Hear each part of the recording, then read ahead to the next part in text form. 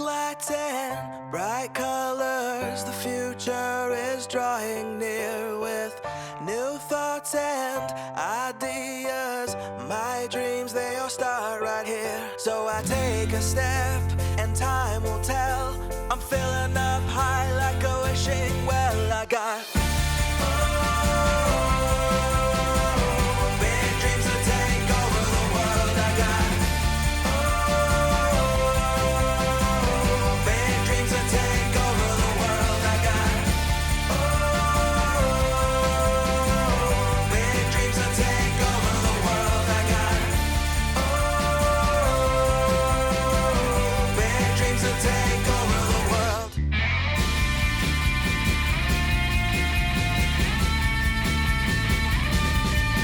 Yeah, I woke up in the morning with a taste for revolution.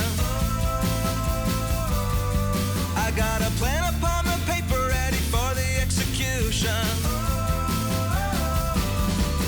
With my hands in the air, reaching out to grab this freedom.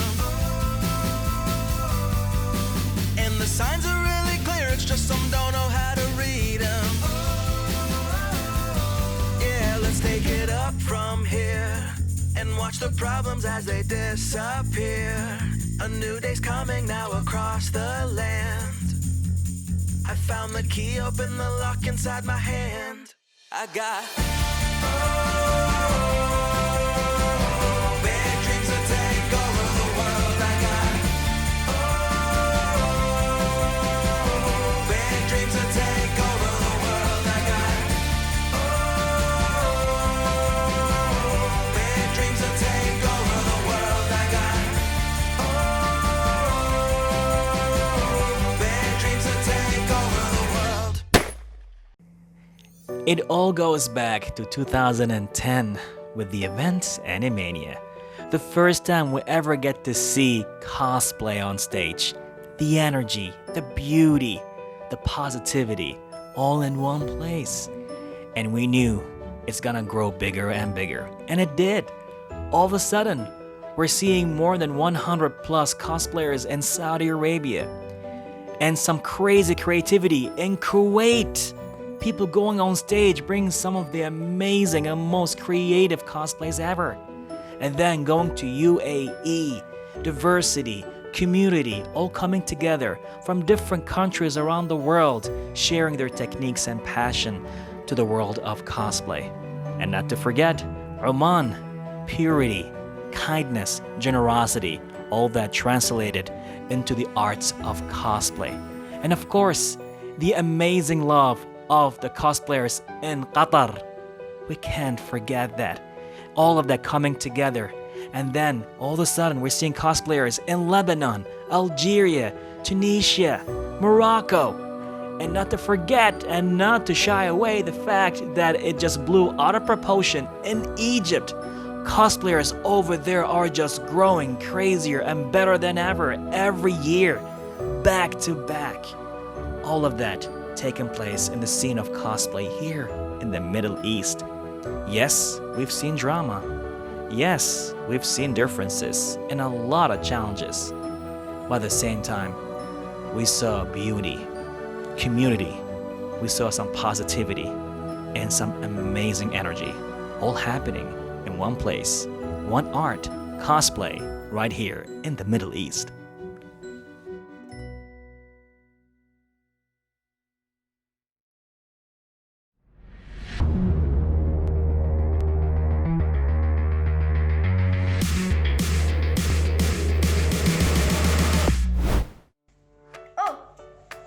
Guys, I'm Sumi Cosplay and welcome to Cosplay Arabia Middle East Challenge CAMEC 2020. In the next 3 hours, we will see the best cosplayers in the Middle East competing in different 5 categories. 1, 2, 3, 4, 5. And for the first time, there will be competition in photography and After Effects, so SFX. If you ask me how we will see that, it's photography editing in SFX. And also we will have giveaway to the audience, and there will be messages from other cosplayers to you guys. So stay tuned and wait for it. Since I've been cosplaying for the last 9 years, there is not enough time to tell you the whole story, but I'll make it short. I started cosplaying in 2012 when it's the first time I heard about cosplay. And I see cosplay online in Japan, US, and I was like, oh God, I want this, I want to wear this and everything. But I never knew it's happening here, which is happened the first Comic-Con. And that time I started to reach people everywhere in the community to just tell me what's going on. That's where I met Vega Cosplay, Saud Al-Hazani. And we've been together since then, 9 years now, in cosplay. So we start cosplaying together. We went to Japan as representative of the UAE World Cosplay Summit 2017. Yeah, I mean, it was a really long journey. In that time, we really enjoyed cosplay and every single thing in it. You know, wearing the costume, doing couple cosplay, it's not that easy, but you know, he liked to do his own character. I like to do my princess character. I enjoy it more. We really got to know a lot of people, and we met a lot of friends everywhere. We learned a lot. We grown up in cosplay. We've been recognized internationally, but Corona, so everything stopped. We're doing cosplay right now, even when it's Corona. I mean, I miss event a lot. I wish there was events, but there isn't. So I'm doing some shoots, some covers. We do that just to still enjoy cosplay. And now we have online cosplay competitions. Anyway, I cannot stay too long since time is running and hours ticking. Sit still for CAMEC 2020 and wait and see what will come next. For me, I'll go now, and I hope to see you next year in any real events. So, bye-bye! Hey everybody, it's me, Cherry, and you're watching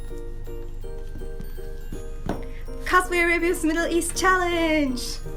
Stay tuned for more upcoming epic content. Now, Zawariro! Ready?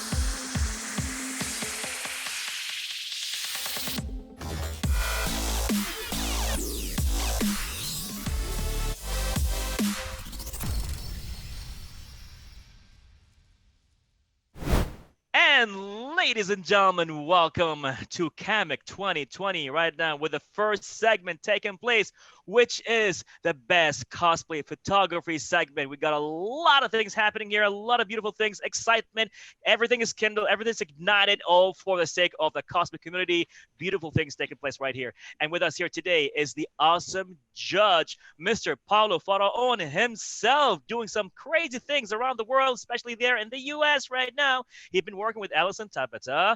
He's been working with some amazing cosplayers. So, Mr. Paulo, what is going on? Hi, welcome. Yeah, I am here. This is my first time judging, and I'm so honored. I feel so amazed that you chosen me to be part of this and be part of CAMEC 2020, so I could see all these amazing creators, all these amazing photographers from all this parts of the world that I have not yet seen. So this is an amazing opportunity. I can't wait to dive into this, and yeah, bringing the US audience over to here. So this is going to be such a great time. We're going to have so much fun doing this. I'm sure we will. I'm sure we will. Thank you so much for joining us. I mean, you've been doing some amazing work with a lot of cosplayers around there. So, man, we salute Yeah, you. thank you. Big Thank you. Thank respect. you. I'm so Awesome. happy.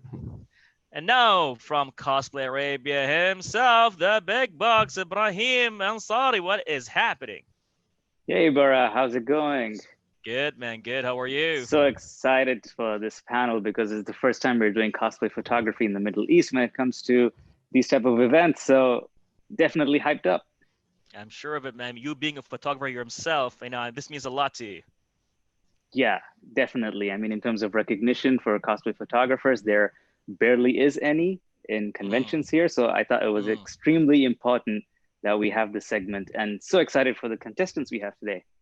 Oh, man. I mean, first of all, good call for doing this and making this happen. I mean, photographers do take a lot of time and they put a lot of effort in giving you the best shot, right? So the cosplayer can look at the best look they can look at when it comes to cosplay competitions around the world. So big shout out to all photographers around the world, just want to say that before we start. And of course, right now, going to our participants, please introduce yourself, starting with Usama.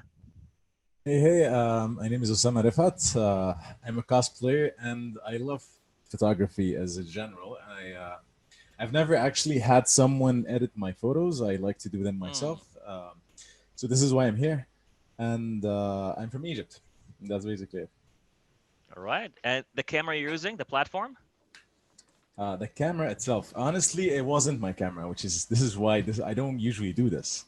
I actually borrowed the camera itself to use it on my cosplays. Oh, wow. Oh, wow. Okay. Pretty cool. Pretty cool. Well, thank you so much, Mr. Osama. And now heading to Ali. How are you, Ali?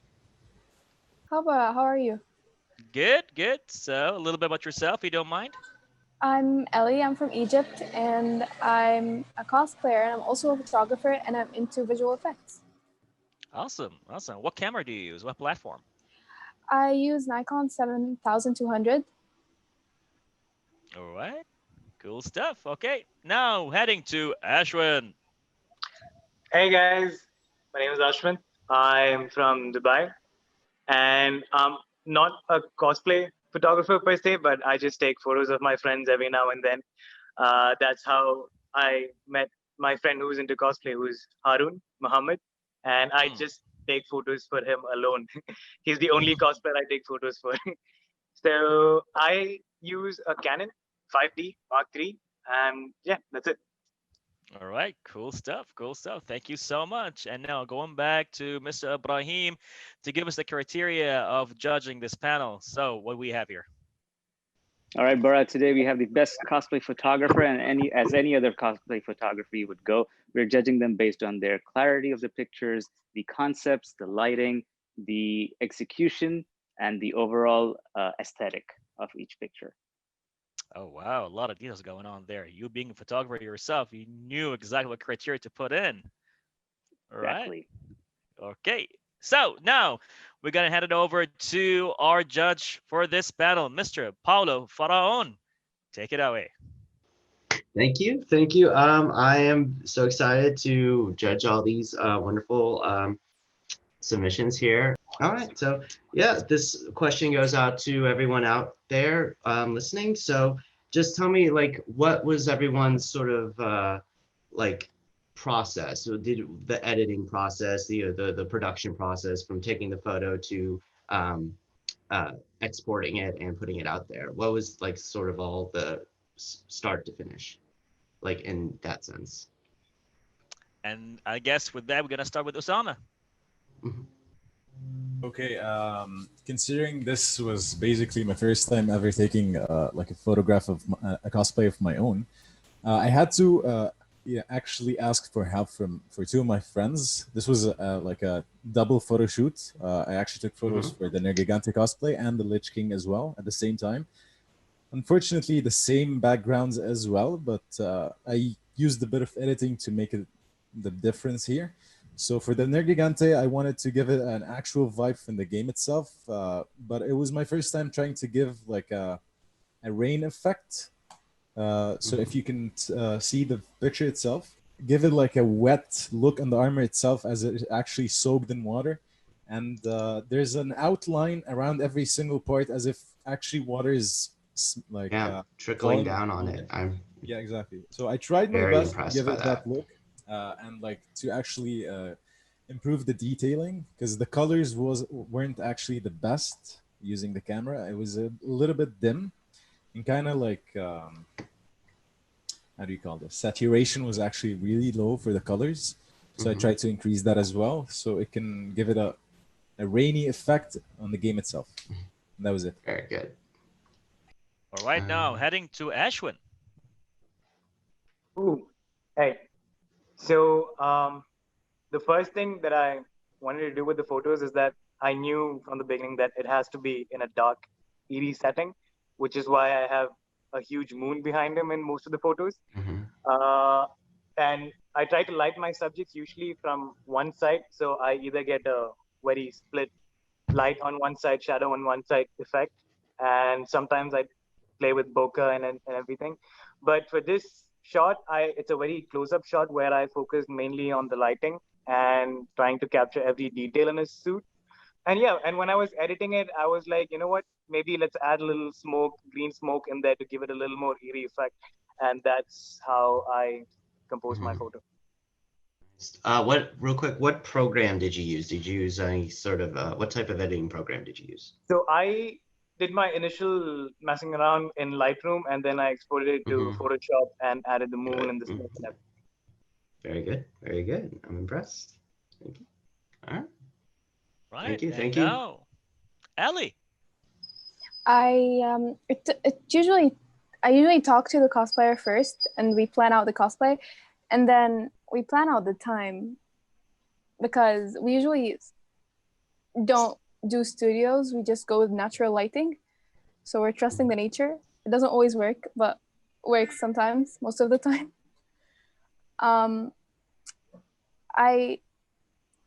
The photos I submitted were Dabi from League of Villains.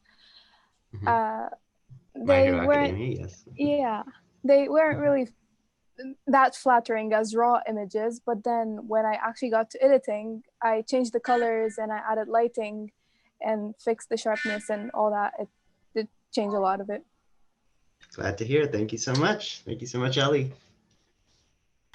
So one thing I love that I think separates like a normal photographer from a cosplay photographer is the storytelling process, and what kind of things you see in the cosplay in relation to the storytelling and that photography push that make it more than just like something you would take on a cell phone or something that like a tourist would have taken at a con, but just something you just wanted to just tack onto it, not just Photoshop wise or effects wise, but just like another storytelling wise.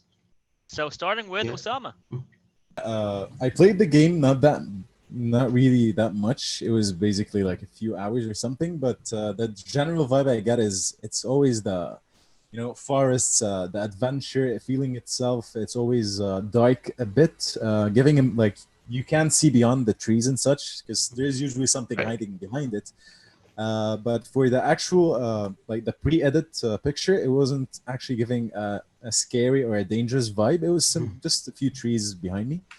So I tried as much as to make it dark, but it still gave like a humid kind of rainforest effect. So so it can actually give it like the adventure style picture, Yes, like that. Yeah, that's it. Oh, yes. Very good. Yeah, and to elaborate on my question, yeah, basically, what is the overall theme you were like trying to go for when you took that photo, like the mood or the vibe you were trying to capture? All right, now going to Ashwin. Okay, so the main photo that I think the one that my favorite is the one that's a really close-up shot of him looking down with the moon in one corner. So what I was trying to do is basically give a whole he's rising from hell kind of effect. The other one, the one with the giant huge moon behind him, that's also my other favorite photo, which is basically I was going for a comic book effect with the whole Batman up on the perch looking down on the city with a big moon behind him, cape flying. That's what I was going for in the other photo. And the third one was just something in between both of these. Very good. Very good. Thank you. Thank you so Cool. much. Thank you so much. Cool. Now going to Ellie. I was going for like a dark, mysterious kind of thing to go with the character. And you always, before you photograph a cosplayer or their certain character, you need to like have a background check to know how the character is like or how their attitude and all that, so you can reflect it in your pictures. Very good. Yeah, I always think that's a good good research to do, to really understand the character and understand to project that into the photo. Yeah, very good. Thank you so much. All right, back to you, Judge. Okay, and I have one last question again for everyone here, and that is like, I believe that there's no such thing as a perfect photo. There's always going to be some kind of like hiccups or limitations or something like we had to accomplish. It could be as minuscule as like exposure. It could be as great as like, you know, you were completely in a different setting. So my question is what kind of limitations or what kind of like struggles that you had taking this photo? All right, starting with Usama. So my issue was basically the fact that I couldn't show the details in both of the bracers for the cosplay itself, because each part took probably around 10 to 20 hours just for the finishing and the detailing. So if I had to show both bracers using some kind of pose, if both hands were like kind of on a sword, for example, I wouldn't be able to show the details on the abs itself or the armor itself on the chest area. So it was kind of a dilemma. I couldn't choose whether I should show this or that. But in the end, it was all for the pose itself. And the sword would have hid a lot of the details, which I wanted to show on the armor itself. Yeah. Okay. Ashwin. Okay. So my biggest issue was lighting. Like I told you, I'm not a professional photographer. I don't have huge lighting equipment, soft boxes or flashes or anything. And these photos were actually shot in pitch black conditions in a desert. What I was doing was using my car headlights to light him, or having a foam board with my phone that torch is reflected very off of creative. the I foam like board. that. Yeah. So one thing that I wanted to do, I think I would have, if I wanted to change, I would have gotten a softbox to get the light a little less harsh on him, get a more soft light bouncing off of his armor. Yeah, that was the biggest issue that I faced. And yeah, a foam board really helped with the whole lighting issue. Very ingenious. You gotta work with what you got. I like it. I Yeah, like it. exactly. And now going to Ali. I think what's been stopping me most with like my favorite pictures is the lighting mostly, because as I told you, I stick to the natural lighting mostly. So if I'm an hour late or like 10 minutes late, that's it for me. I don't really get much lighting. But whenever I can, I use like my phone's flashlight or like multiple phones, or whenever I find like a spotlight outside, I definitely use whatever I can. Yeah. Perfect. Yeah, we all use what we got. Yeah. True. I mean, if you look right now at Ellie's frame, you can see like she is actually using natural light right now. I know. See? Perfect. You got that eye. Yeah. Well, Mr. Judge, anything else you want to add? Yeah, just one last. I just thought of one as you guys were talking, but yeah, I just want to know, like, are you guys sort of inspired to continue shooting, and what exactly is a certain type of cosplay or a certain type of like world you wish to visit in a future photo? Honestly, the thing is, I don't usually do this. I don't actually have the chance every single time to let someone use my cosplay and take a picture of them. But it's usually 90% of the time that I wish I could do that. Someone can like just take the cosplay off me and I can take the pictures myself, because just like you said, not everyone has this vision for a cosplay photo. Some people actually come to events here in Egypt. They think it's just about taking the picture, but they don't actually know that these pictures can have a lot of much more potential for edits later on. It's not just about taking a photo of a cosplay. It's even more than that. There's a vision for it. If I could choose another like location for a cosplay in the future, it should definitely be a snow background, like an actual snow background, because that was one of the biggest issues for me for the Lich King cosplay, because I couldn't get that in Egypt, in ski Egypt maybe, like so yeah. Not only in Egypt, maybe I think even the Middle East. I mean, where do we have snow in the Middle East? Lebanon? No, nobody knows. Okay, cool. Maybe ski Dubai. In Dubai, we're gonna go to ski Dubai. And we have ski Egypt now, so yeah. Cool. Here's one of the resorts there. Ashwin, what's up? So like I've already mentioned, I love playing with lights, and I think even going forward, I would stick to photos that are shot in the dark, lit up in the most ridiculous ways possible. It's all about imagination. So yeah, even going forward, I think I'm gonna shoot in the dark with characters who are very mysterious and. Yeah, that's definitely what Spawn was. Yeah. All right, pretty cool. Ali, what's up? Well, I think I prefer playing with lightings as well, as Ashwin said. It's mostly how you play with the lights and the colors in your photographs, and it just makes the picture your style or the mood you're trying to reach.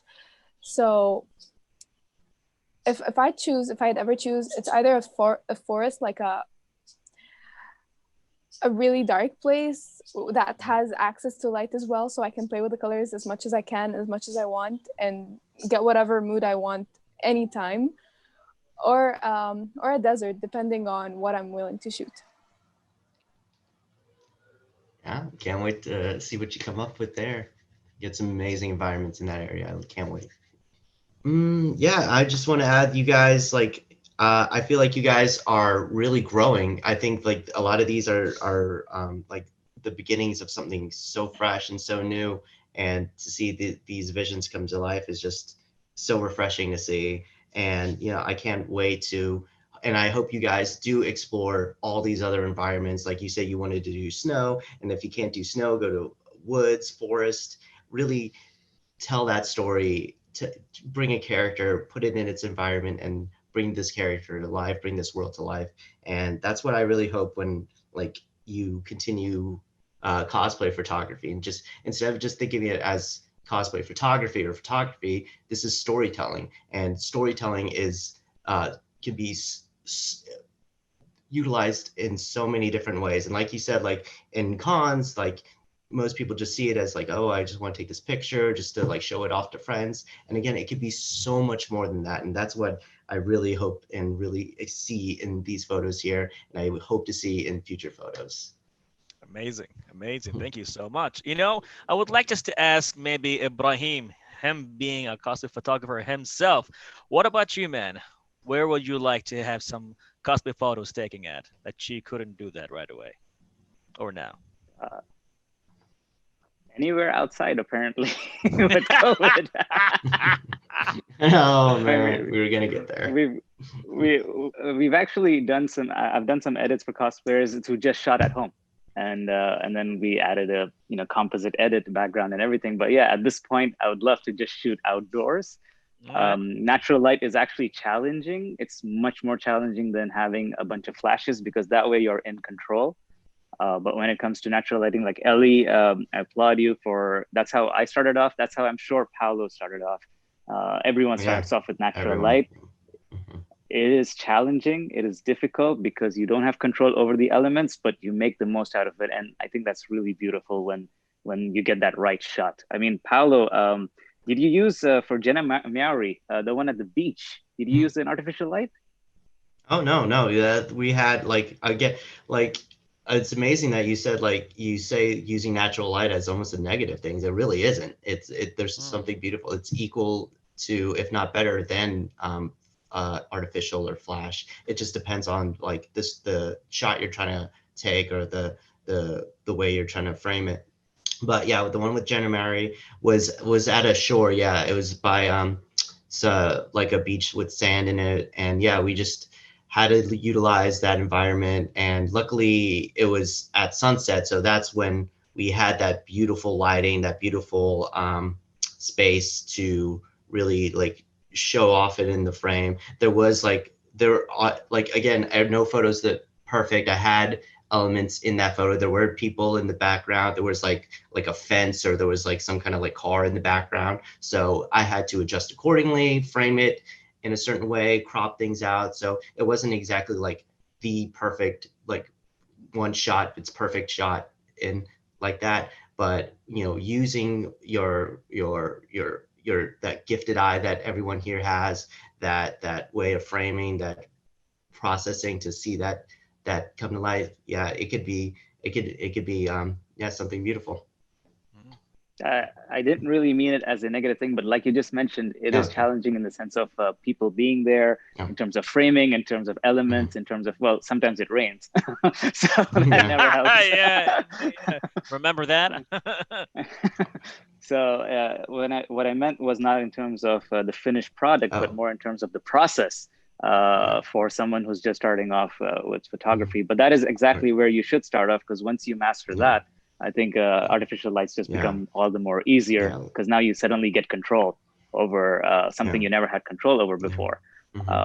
So that's why Ellie's thing was really like, it struck me. She did really well. I'm not sure what kind of lighting she used, because it was moody. It was very dimly lit. Ellie, are you still with us? Yeah. Well, I'm not sure your places here in Egypt, but we have like this like a compound we have, and they have like spotlights between the buildings, and we were passing by and found like this really strong spotlight, and I was like, we're taking 10 pictures there. I like it. Yeah. Amazing. Yeah, I think Paolo, I think something that you do, and this is something that I do as well, especially when it's a planned shoot, is I talk to the cosplayer. I get some sort of a theme board going on in terms of what kind of poses or angles or colors or lighting, especially, they're going for, and then go from there, because that way you both are on the same page. Otherwise, this is what happens. Yeah, and that takes a lot of practice, like, you know, getting to know the models, the way they pose, the way they model themselves, and the way like you can like communication between them. That's why like I often do shoot with so many of the same people over and over again, because we do have like that synchronization, that like, you know, sort of like actor director or model photographer mentality, where we don't really need to like do too much like direction and stuff like that, because we already kind of like know exactly what we're thinking and like how to pose. And yeah, of course we're gonna have like some like thing, like my favorite photo of a shoot will be completely different from their favorite photo. But again, that's why we get together and collaborate, and like, you know, bringing us all together that way. True. And Ashwin, I really like the idea of, I mean, again, we all started off with the limited resources and limited equipment, but the fact that you used headsets, I've actually done this too before. So wow. So that was pretty epic. That was pretty cool. And honestly, your pictures are, I think, hard light. Paolo, would you recommend hard light for something like that? Moody, I think it's better than soft light. For this one, again, I think for this one, the harsh light, it really added some contrast. It really like showed it very clear. It showed like the front, it like really deep in shadow. But yeah, I do think like if you did have a softbox, it would be a bit more like a natural type of but since like I didn't know, I wouldn't have never thought of it as like like, you know, headlights from a car. I thought it was like a speed light or something like that. But yeah, it's like, it's again like you make best of what you got, and like if you can make a great photo out of headlights, if you can use like, you know, your cell phone flashlight, you know, and that's all you got, then yeah, of course. And don't feel bad about using it. It's like if it gets like so many people talking, gets like so many attention, go with it. If it you know, right, you know, if it ain't broke, don't fix it, kind of thing. Yep. And ladies and gentlemen, this was it, the end of the first segment of CAMEC 2020, and we can't wait to see the results of this panel. So we'll see you in another segment. Hello, Paolo from Pow Images here to announce the winner. But before I continue, I just want to say thank you to everyone who participated. Thank you to everyone in CAMEC 2020. This is truly something special, and I can't wait to see the future works of you guys. This is truly amazing. So here we go. In second place, congratulations, Ellie.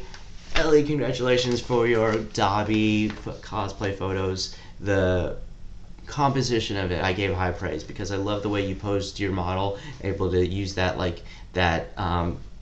crazy sinister vibe you got that Dobby has, and to use it on a gender bent cosplayer. This was truly something that I do as well in my photography. The editing process, the way you use dark shadows, added the shadows, the vignetting, even that fire flame effect at the very last photo. Love that right there. Adds to the character, adds to the story. And the overall presentation, you used your environment to your advantage. I think you used a street light to give it that villain in the alley, someone you don't want to mess with in the dark kind of mood, because that's who Dobby is. He is someone who's so sinister, so shows you don't want to mess with him with his burn scars, and you used it to its effect. And so here we go for first place, Ashwin. Congratulations, Ashwin, with your Spawn cosplay photos. That was truly something special, all across the board, especially in the concept and the editing and the lighting. You used everything to your advantage. You really established who Spawn is as a character all in all these photos. You don't need in any exposition or any dialogue to show who this person is. This could be the cover of a comic book. This could be cover of a movie poster. It's that good. Use the lighting to give it that keep him lit but in the shadows. That I loved. You used that moon effect to give it that guy in he's always at night. He's always doing his job at night. You gave him those sinister green eyes that from his powers. I love Spawn and I love this photo. And the fact that you used car headlights to light him up, that was so ingenious. That was so resourceful. I'm so glad. That really shows how creative we can be as photographers. So congratulations, Ashwin. You're the winner. Congrats. So everyone, this was truly something special. I'm so happy to have been a part of this. This was such an honor. So from the bottom of my heart, thank you. This is Paolo signing out.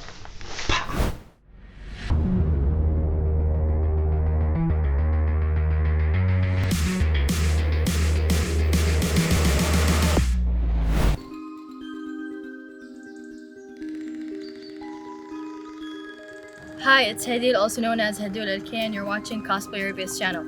Better keep your doors locked. Hadul is coming for you.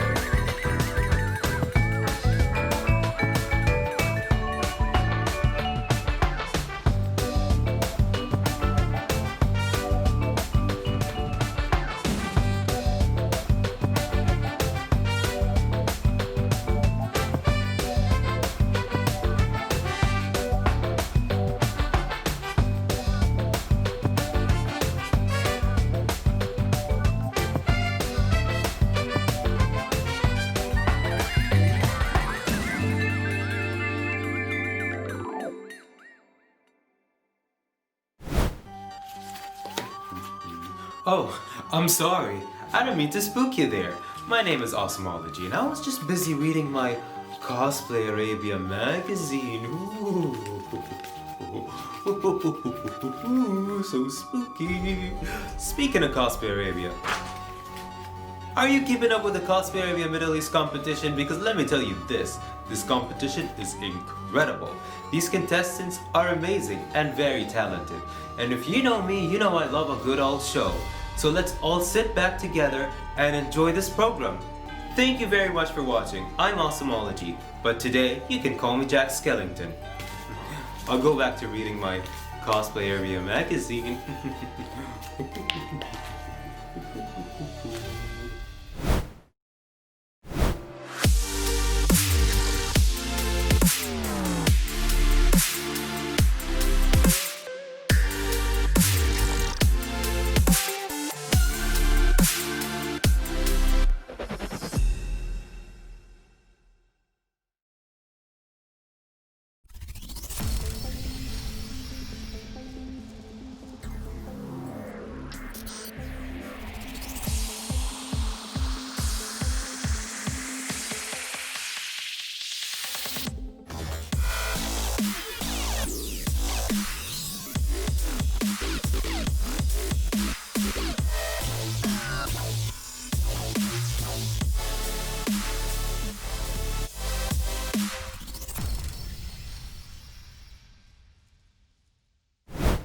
Ladies and gentlemen, welcome back to another exciting segment happening here at CAMEC 2020. This time I'm going to go to visual effects artists, as we have here some amazing talents. You know, the editor stuff, make you look amazing as a cosplayer. So we are here today with another talent here, internationally known. We are here with Adriana. How are you? Hi, very nice to be here, and congratulations everyone who are here. All right. Yeah, we are pretty much seeing some amazing talents here. So Adriana, Yeah. today I think we're going to have some cool panel. We're going to learn a lot from these talents and what they have to say about their talents. Okay, so, and of course we have here from Cosplay Arabia, Ibrahim Ansari. What's up? Hey, Baraa, what's happening? I'm so excited for this segment, especially because visual effects is something that's so important for cosplayers throughout the world. So I'm so glad that we're finally recognizing them. Yep. I mean, like I said, like you said yourself as well earlier, is that, you know, there's a lot of aspects to cosplay that not a lot of people are putting some or shedding some lights on, whether it's photography, and now we have the editing part to the pictures themselves. So this is the time to know more about what's happening behind the scenes. Now going to the talents, starting with Michelle. Tell us about more. Hello. Stuff. Hi. Hi, everyone. Thank you for letting us in. Thank you. All right. And you're from? From Qatar. Amazing. Okay. Going to Valesco. Hi, hello everyone. Nice meeting you all. I'm Where you Maestro from? Velasco. Yeah, from Dubai. Okay, cool. We got now Dubai represent. Awesome. And Carmela. Hello guys, I'm Carmela and I'm from Qatar. All right, good stuff. Say, what's up? What's up everyone? This is Say from Saudi Arabia. All right, looking cool there with the mask, rocking it. And then welcoming back is Ali. Hey, Baraa, how are you? Good. So not only photography, but even doing visual effects all the way from Egypt. Let's do We gotta this. keep them interested. Yep. And now back to you, Ibrahim. What's the criteria this time? Well, Baraa, visual effects is very important to know how the perspective of your photo is and where the subject goes and how the background blends into it, which is actually another point that they're going to be judged on, is how well they blend stuff and how well the colors are represented in their photographs, as well as the overall perspective and the overall finish of the product and the visual effects they put, whether it's fire, ice, or any of the natural elements. So they're going to be judged on these 4 or 5 categories or criteria for the best visual effects artist. All right. Thank you so much. And now, Adriana, take it away. I have first question for the Say about your water dragon. How did you made it? Okay, Because I really can't say. I was trying to figure it out and I really couldn't. Okay. So first of all, I went around on the internet searching for, water pictures and stuff. And it took me around 2 days to look for the perfect water images. However, I couldn't find, ones that specifically look like a dragon. So I had to make it out of scratch. So I took the water PNGs pictures and then I transformed them and warped them and then used the liquify tool to, make the dragon face. And yeah, so it took a while to get all these water effects. Awesome. I couldn't tell. I was watching. I didn't know, is it image, full image, PNG image, or did you use some kind of drawing, or it's really great? It was actually about 6 different images that I put together. Okay, awesome. You didn't use any brushes? Brushes, no. No, just I did some effects on the waters, like I reduced the opacity in some areas, and then I did some screen and different stuff.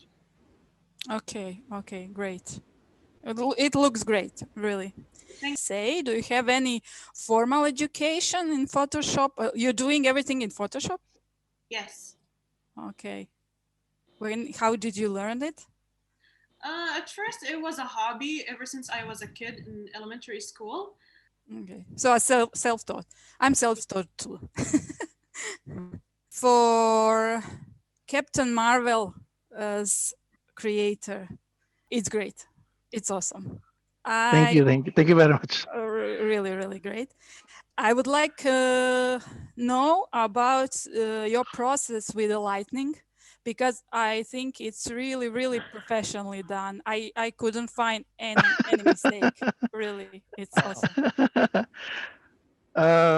It's just a Photoshop, then just overlay, and I one by one I put the lightning around her and stretch it, and I think I used like 2-3 kind of lightning. I changed the color by you know that as UN saturation. Then I overlay it. That's the key to that one. Okay, how many layers of the lighting did you have in Photoshop? And yeah, it's very simple, but you need time to do it. But Okay. I was inspired by the Marvel movie. That's why I like to process this Captain Marvel. Were those PNG lightnings, or those were brushes, or what kind of lightnings were you using? Mostly I use only PNG files, and I use overlays and dodge and burn. Okay. To make it more visible, more light, right? What was something that was most difficult for you while you were creating this? What was the biggest challenge for you on this image? My biggest challenge in this image is I think, how can I make her glow? Okay. And for the eyes, you were painting the eyes, or how? I use round paint to brighten the eyes. Then I stretch it to fit small one. Then I dodge it. Great. Also, great job. I mean, you all did a great job, and you make thank you. our job very, very hard. So, it's just for fun. Yeah. Yes, a great job. If you're happy doing it, I think it's. And how long it took you to make this? I think it took me a day for this 1 day per photo. Okay. Because I used to doing Photoshop already. Great job. Thank you. Thank you. Okay, so next is Adriana, by the way, yes? I think Ezirox actually does the photography also, right? Ezirox you did the photo and the visual effects. Yeah, I did the photo also. Okay, I didn't know that. Okay. Yeah. So next one is Michelle. Hi. Hi, Michelle. Hello. Oh, wow. I mean, wow. Amazing, amazing. You blown my mind also. That's Thank you very much. great. So I have to say first, when I saw it, I didn't know that you took the pictures of your daughter. So I thought that that cosplayer is the artist, and I was like, how old is she? How can she do that? So, okay, so now it's a little bit clear. You creating really super interesting photo manipulations, and I really love your style. What kind of technique you using on her face? For the face, actually first I kind of edit the eyes to change the color. There's makeup up that's actually I use this eyes to change the colors because I cannot put contact lenses for her. Okay. So this one I just changed. But for the face, I actually put like I draw lines to make it like it's kind of zombie looking, kind of monster like. And then I change the color. Some are gray and some are darker, so it will like kind of make it should actually shows the shadows, the saturations of the veins. So only this one I use to her, and also I little color and I edit the opacity on her hair because I cannot color also her hair to this one, so I change also the color of the hair. So you painting her eyes. Do you painting with your mouse or you have something? How you painting it? Yeah, actually there's an app like the Pixomatic. This one will let you also draw like this one lines and everything. I use this one also. Okay. And then after that, I edit this one also in Photoshop. So it's a combinations of a lot of apps because just recently, because of the pandemic, they're used to do this school. So I just need to learn some of this one. So this one. Oh, okay. Are you doing this for the long time? No, it's actually recent because of the pandemic. I just the new norm for the school. I need to edit some of their kids stuff, assignments, and everything. So I need to learn the Photoshop. But it's self-taught. Actually, I just Okay, me too. I'm also self-taught. I'm doing Photoshop for like 7-8 years, and you are all so good in it. It's blowing my mind. And for the backgrounds, what you're using for the backgrounds? the background I get from PNG, and then I change the opacity of the background, so it actually kind of burn also her. So it's actually kind of combine them both. And then it's not showing her that she's popping out, but actually with the same background, he's actually just in combination. So I want her also to glow with the fire and everything, and to make it more gothic. Awesome. And is that background one image or it's combination of more images? It's combination also. I put some of the elements because I cannot find some background that it's kind of Japanese or like this one, so I put some to make it like he's actually there. So I just combine some element and burn it and make it like there's fire and edit it and then darken it, then putting light on it so it will like there's a picture. She's in the picture. I mean, I have to say, Photoshop is not easy program. It's very, very hard program to learn. And so if you're really doing that for this kind of images for that short period of time, I don't know what will you do in a year then. So that's it. I don't have more questions. So great, congratulations, awesome job. Thank you very much. Okay, I have a question next for Carmela. Technique you used, is that illustration or how are you doing this? I mean, it's great. Thank you. I just started learning how to digitally draw during the pandemic. So I decided to try out this VFX competition for the first time. Okay, so you drawing with the mouse? Do you have some kind of other app or? I use Clip Studio Paint. And you're using only this, you don't use Photoshop? No. Okay, because I never saw this technique, so that's what I was asking, so I didn't know. I believe this software is more on drawing comic books. So that I just use that one. But you also just started doing this. You don't use. Wow.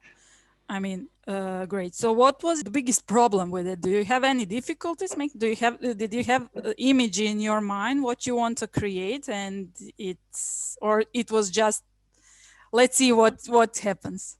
Yeah. More like that. Let's see. It's great. I mean, outcome is great. It looks professional. Did you have any difficulties making it? I guess it was just my first time trying to draw digitally, and it's not easy it's not the same drawing in a pad and in a pencil. So yeah, that was just the hard part. Keep up a good work. Try Photoshop also, because I think you are starting to be very good in this. So. Okay, so let's say Michelle, I think I have only Dark Soul, right? Yeah. Yeah.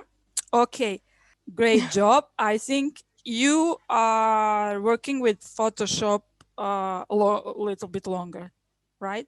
Yes. Okay. Yes, I've been working with Photoshop casually more than cosplay or visual effects. So I know how to use dodge and burn. Okay. And I know my way around it. I see that on the fire. Okay, so fire is you place the fire. Fire was not there, right? No, it was not there. Okay, background also. Yes, the smoke and the fire sparks. That's everything you. And what you use for the background? PNG and dodge and burn brushes. Okay. Do you have any formal education in Photoshop, or it's just a hobby? No, it's just a hobby. Just a hobby. Wow. For how long? 2 years. 2 years. Oh. You are also self-taught, right? Yes. Just trying and error, or are you watching some kind of videos, tutorials? No, I try, and whatever works. And when I find a mistake, I try to fix it by learning it on my own. Okay, awesome. But what do you think was the biggest challenge for you in this image? A lot of things. I mean, you have something in your head that you want to achieve? I sometimes need to fix the lighting. Okay. Yes, the lighting was very challenging because the picture was completely dark. I added the background and the lights and the saturation of the red lights. Okay. It was too much work. I had to cut the character from the original picture. It took me 4 days. 4 days. Oh, wow. It was too much work. I had to change the background 3 times. Oh my God. Okay. It had approximately 17 layers of Photoshop. It was too much work. Wow. And this image was originally dark like this, or you made it even darker? No, the image was black, just the character and completely shadowed. Yes, that's impossible to extract. I understand. That's wow. Good job. Then, sometimes it happens to me too, that someone send me image like that, and then I have to extract. And just to help you, so you don't have to do it for 4 days next time, it helps if you open in Photoshop, you have camera raw on the field, and you open and make it shadows and black as light as you can. Yes, the exposure and everything. I make the character obvious so I can see, and then I start cutting them out. Yes, that's the only way, and after that you can make it. Good job. Thank you. So this is it. You know, as I've been listening to everybody, and I'm just like, as everybody was like expressing their experience, how they were editing those photos, and then for a second there, I drifted away in the sense like, you know, we were so focused on cosplayers as cosplayers, you know, we're so focused on the person who gets on stage, who presents himself on stage and all of that. But then just to listen to this, and it just like, it took me a moment to understand that, hey, there is way more going on than we think it is. Like when Ellie just said 4 hours just for a part of a picture, you know, or Carmela spending her time, Michelle's mom right there, she's doing her stuff, you know, learning all that kind of stuff. And then you have Valesco, you know, enjoying his time when he was editing his photos as well. Then you have, of course, Ellie, and you have Say, and everybody over here. I just want to say, like, you guys just present a new perspective into the cosplay world. So my question to you is, what is cosplay to you? Even to you, Adriana, like, you know, you've been editing all these photos for such a long time. What do you think of cosplay? What is cosplay to you?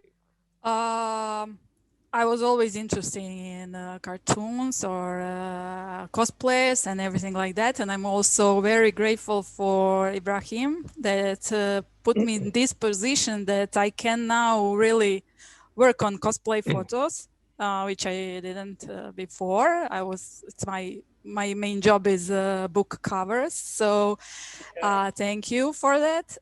When I see just amazing costume with a that background setting is not very well, I always think in my mind this could look so million times better. So I really appreciate when someone puts time and effort in that. Thank you for doing what you're doing. This is amazing. I mean, again, we're talking about people who are pretty much pursuing or portraying different characters from different platforms and genres, whether it's gaming or Netflix series, movies, anime, cartoons, and they're giving their own feel to it. You know, they're giving their own perspective of how the character looks by wearing that certain costume. And then you come in and you make that look like real, as if he is the real character. So your efforts and your talents brings that all together. So we appreciate that. We want to say that, Adriana, really, like, this is amazing. Carmela, what do you think? Me, I think cosplay gave me a lot of confidence. I made a lot of friends through cosplaying as well. So yeah, I'm very thankful that like I just dabbled into this hobby and it turned into something big because I was able to collaborate with like sticker companies and K-pop online shop companies as well. Wow. And it's only been 2 years, so I hope I hope it gets better the older I get. You're gonna end up in Marvel Studios, believe me. That kind of stuff happening. What about you, Michelle? What's happening? Yeah, for us, I'm very thankful because for cosplay, this is actually our family bonding. Because my husband wants to build. For me, I am the one who take care of their clothes, and they're the one who actually participating. So my kids are actually have different ages because my eldest is 16 and my youngest is 8. So they have different point of view, but likes. So when in terms of cosplay, we bond because we have common ground like this one. So we are really thankful about cosplay. It is fun, Man, and it's so fun. This is beautiful. This is beautiful. You know, it's like seeing your case, right? And seeing, first of all, bless your family, mashallah. Thank you very much. I want to say that, yeah, seeing how like you bond as a family, and you don't get to hear this every day. You know, when you, with your daughter and your husband together, you form this beautiful thing. So whether you win or not, you're winners because you're bonding. So yeah, this is the most important thing. This is beautiful. Like you know, the journey you built the cosplay with your daughter, and you're editing her photos and all of that, phenomenal. And that's a story, you know. And I hope we get to see more of your family out there. Say what you gotta say. Just glad to be in this big supportive community. I get to meet lots of new friends and bond with people. And I don't know, it just makes me feel happy that I can get my work out there in the public, in the media, and people can see my work. You know, you feel good when someone compliments your work. True, of course. Yeah, that's all. Yeah, and that's good. I mean, that's simply said, but there's a lot of things going, behind the scenes when you just said what he said. The positivity, the energy, all of that. That's so true. That is so true. But let's go. What's happening? Yeah, for me, cosplay is I gain more friends in this one since I started doing the photography in cosplay. I met many people from Saudi, from Qatar also, some cosplayer. Uh, it give me more experience and happiness. And also when I returned them the processing of their picture, when I saw them when they're happy about my process, it's like it bring me more uh, happiness, and it challenged me also to make more effort on editing more picture for them. Oh wow, man. I mean, keep it up, man. Keep it up. It's like that's your super saiyan power right there. It's like over 9,000. Let's go, man. Let's go. Ali, someone known. I think cosplaying is really important because it makes everyone confident. Like it boosts everyone's confidence, from parents and photographers and presenters and cosplayers. It helps, and it gets better. Everyone's supportive, so. Wow. Ibrahim, you see what you did, man? I just bring people together, everybody. Man, this all these beautiful stories. This is beautiful. It's like these are the stories that we were like lamenting for. We were like just waiting to hear something like that, and because there's so much people don't know about when it comes to cosplay. It's not just people wearing costumes going on such a few seconds hoping to win something. It's culture. It's a community base, and that's what we're trying to shed some lights on here at CAMEC 2020. So, anything you want to say before we end this? Before we get all emotional and cry? We'll do. About our judge, Adriana, yeah, she's super humble, but I mean, she just says that I'm just a book cover designer. But she, if I'm not wrong, Adriana, you did the book cover for Stephen King's book in Croatia. Oh, yeah, I'm going, and his son, I think, as well, right? Yeah, he for the Croatian market, yes, that was his book, Sleeping Beauties. He wrote the book with his son, so yes, it was my number one achievement, I think. Yeah. No, she's very humble, but yeah, she's done some amazing book covers. I'm amazed by her artwork, and everything in this second edition is right here. Actually, I'm gonna bring this up. All the VFX artwork here, most of it was, of course, done by Adriana, and she's a VFX specialist. And man, we're so lucky to have her here to judge. And this was it for another beautiful, emotional panel happening here at CAMEC 2020 with the visual effects artist. Thank you so much, and stay tuned for more. Bye. Bye. Bye, guys. Thank you.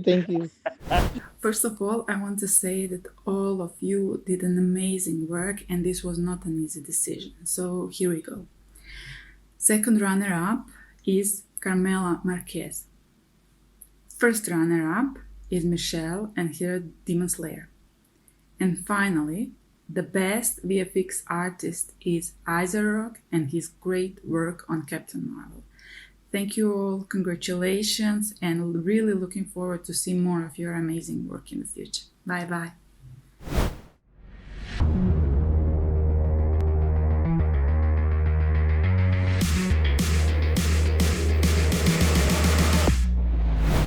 Yo, this is Yami, aka Yami Cosplay, and you're watching CAMEC, Cosplay Arabia Middle East competition. Stay tuned.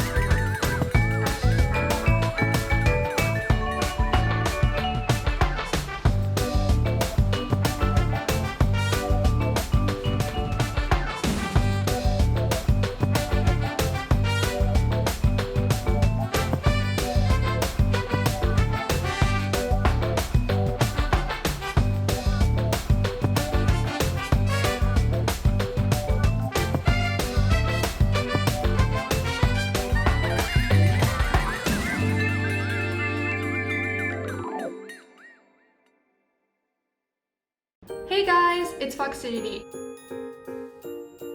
and you're watching CAMEC.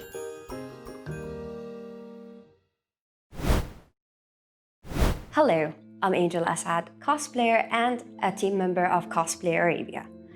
Let's talk about an important topic that we face in cosplay. It is consent. Many people will not understand what consent is. Some others will not give it that much attention, and I don't know why.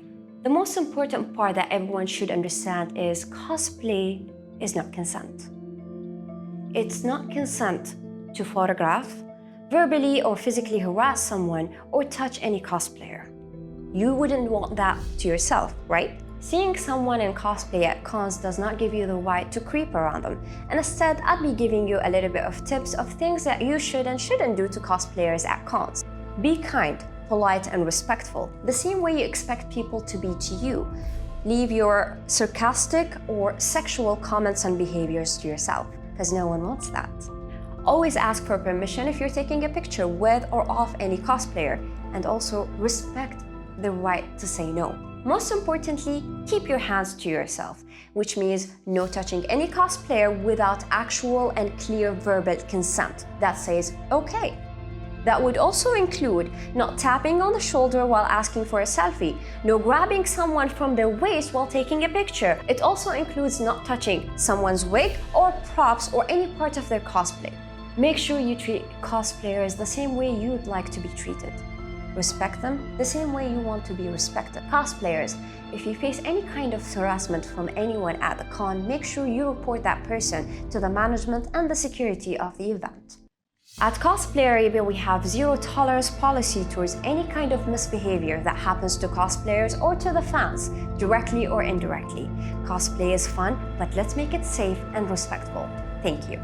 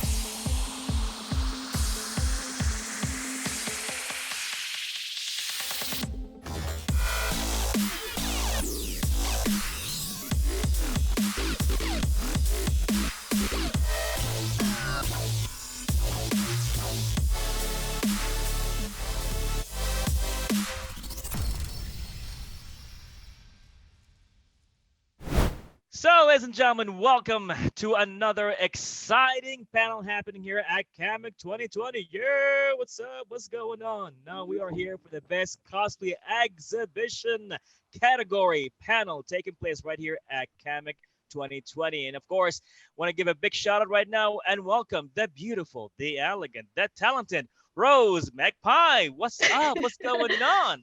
Hey, I'm not bad. How are you? You doing good? I'm doing great. I'm excited. Just saw the video. Oh my God, these were like amazing cosplays. Thank you. Thank you. I'm a very good at taking a wig and wearing normal clothes for cosplays and acting different things.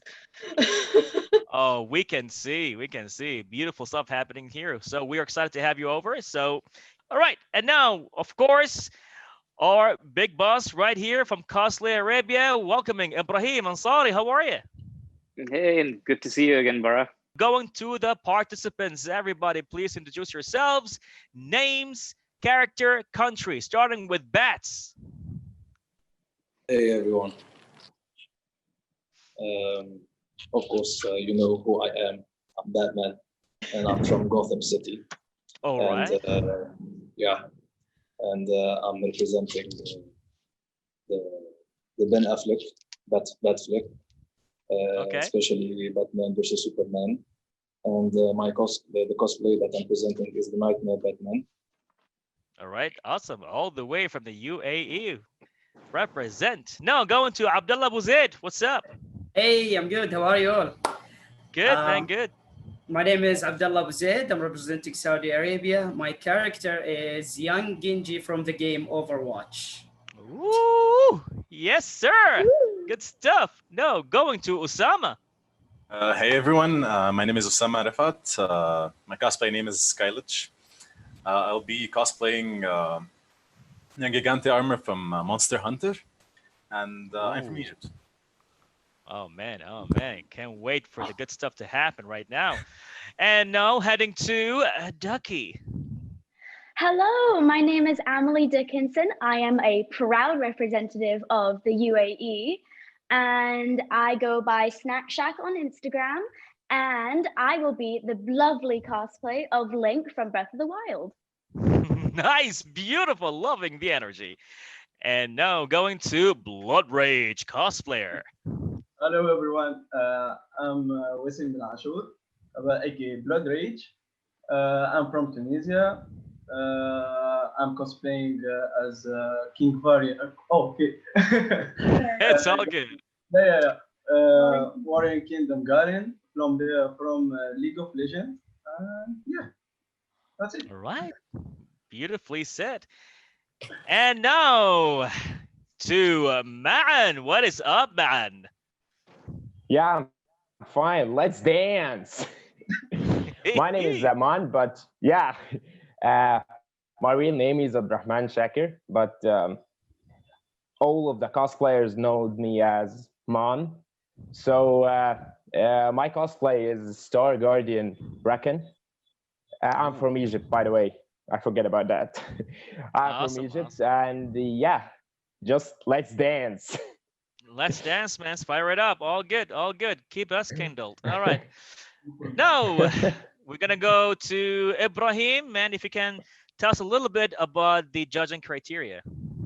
All right, Baraa, today we're at the cosplay exhibition. We're going to be judging them based on their accuracy, their portrayal, and their knowledge about the character, and the overall accuracy of how well they pull off costumes. Ooh, man, let's make that happen. Oh, here's hi to the kitty cat. Yes. Look at that. This is just part of the show now. That's your life now. Always been, actually. All right. And now, thank you so much, Ibrahim. And now, handing over to the beautiful, talented Rose Magpie. Take it over. Right, okay, before I want to ask people some individual questions about their costumes, but I do have a general kind of question first. I'm going to ask it and then I'll just like call you out and we'll go from there and who can answer it what. But basically, I kind of first want to know what inspired you to pick the character that you did and if there was any reasonings behind it, things like that. So let's start with Blood Rage cosplay. Yeah, the cosplay is Garen from League of Legends. Mm-hmm. Warrior Kingdom, the skin of Warrior Kingdom. I'm not okay. Okay, I'll be taking words from here because I'm a bit better in English. So for the cosplay, sorry guys. Yeah. For the cosplay he did, he actually took his time to study the character. He worked so much on the details as in crafting. He's actually the one who crafted the cosplay. And okay. Actually, because he's my main in the game League of Legends. Yeah. So I really like it, and I really like this design better than the skin of King God King Garen. Yeah.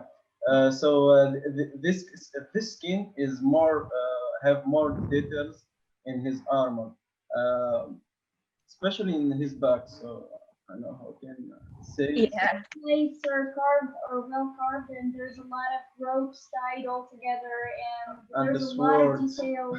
Yeah, the sword is so powerful in detail, and the effects that were put into it.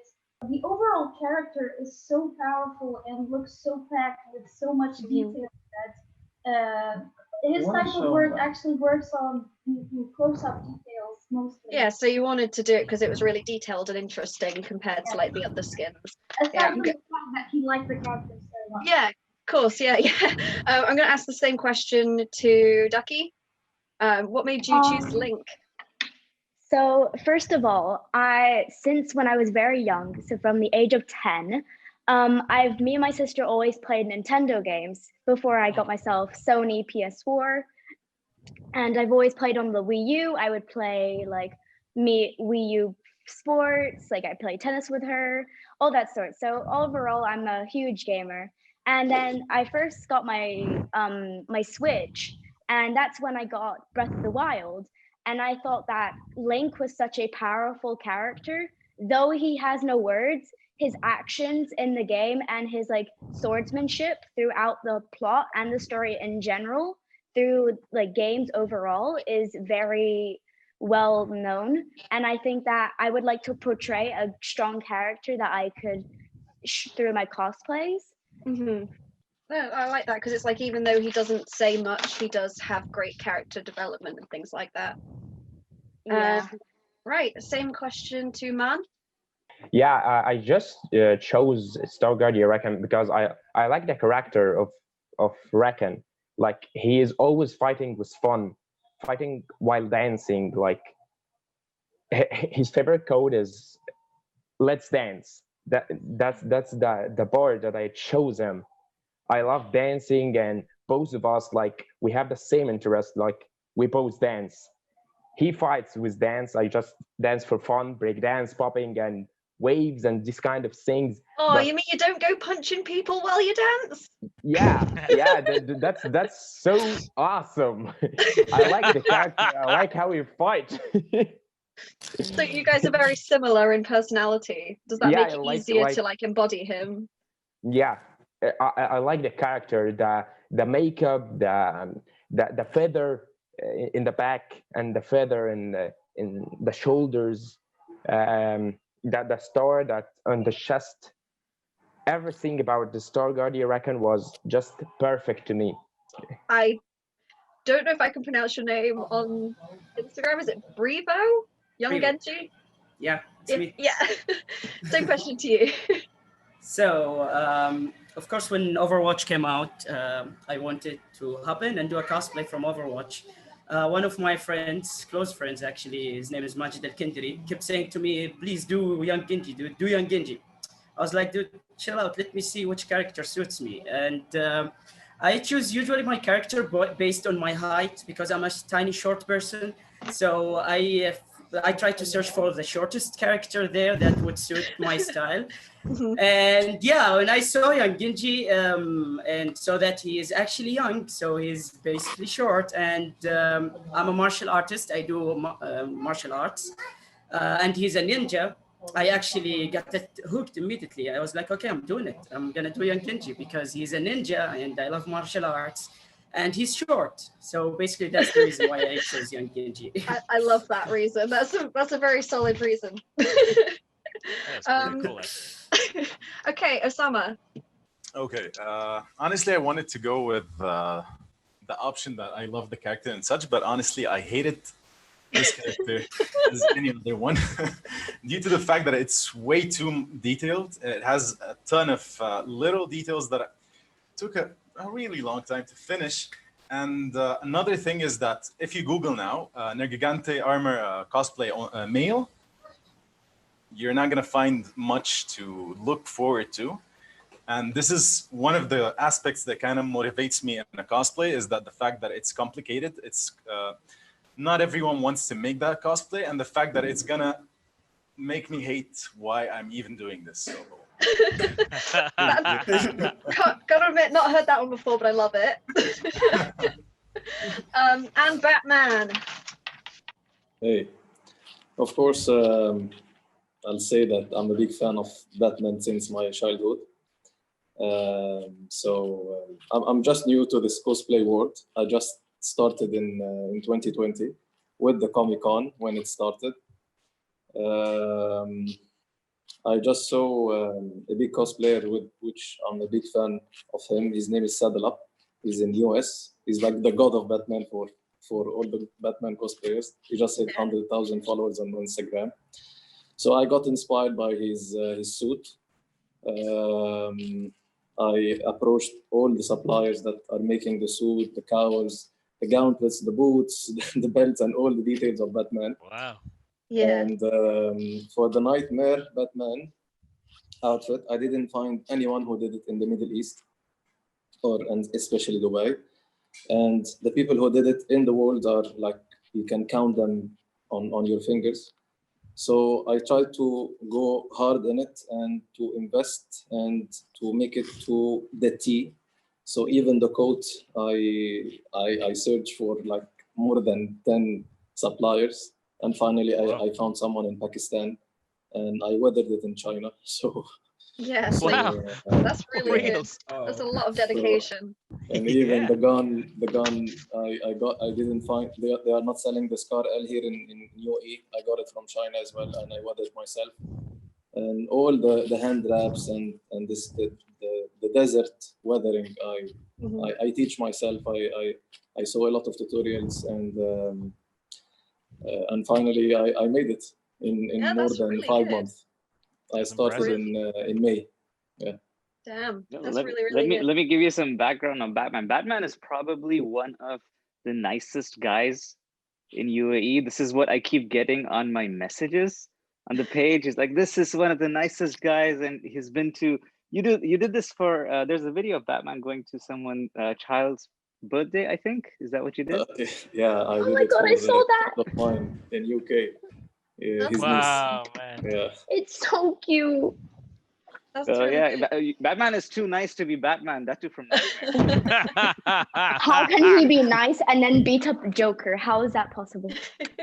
Batman can be anything. He's just Batman. He's Batman is a symbol. He's Batman. That's it. He's Batman. Batman's an icon. He can be funny. He can be anything. He's Batman.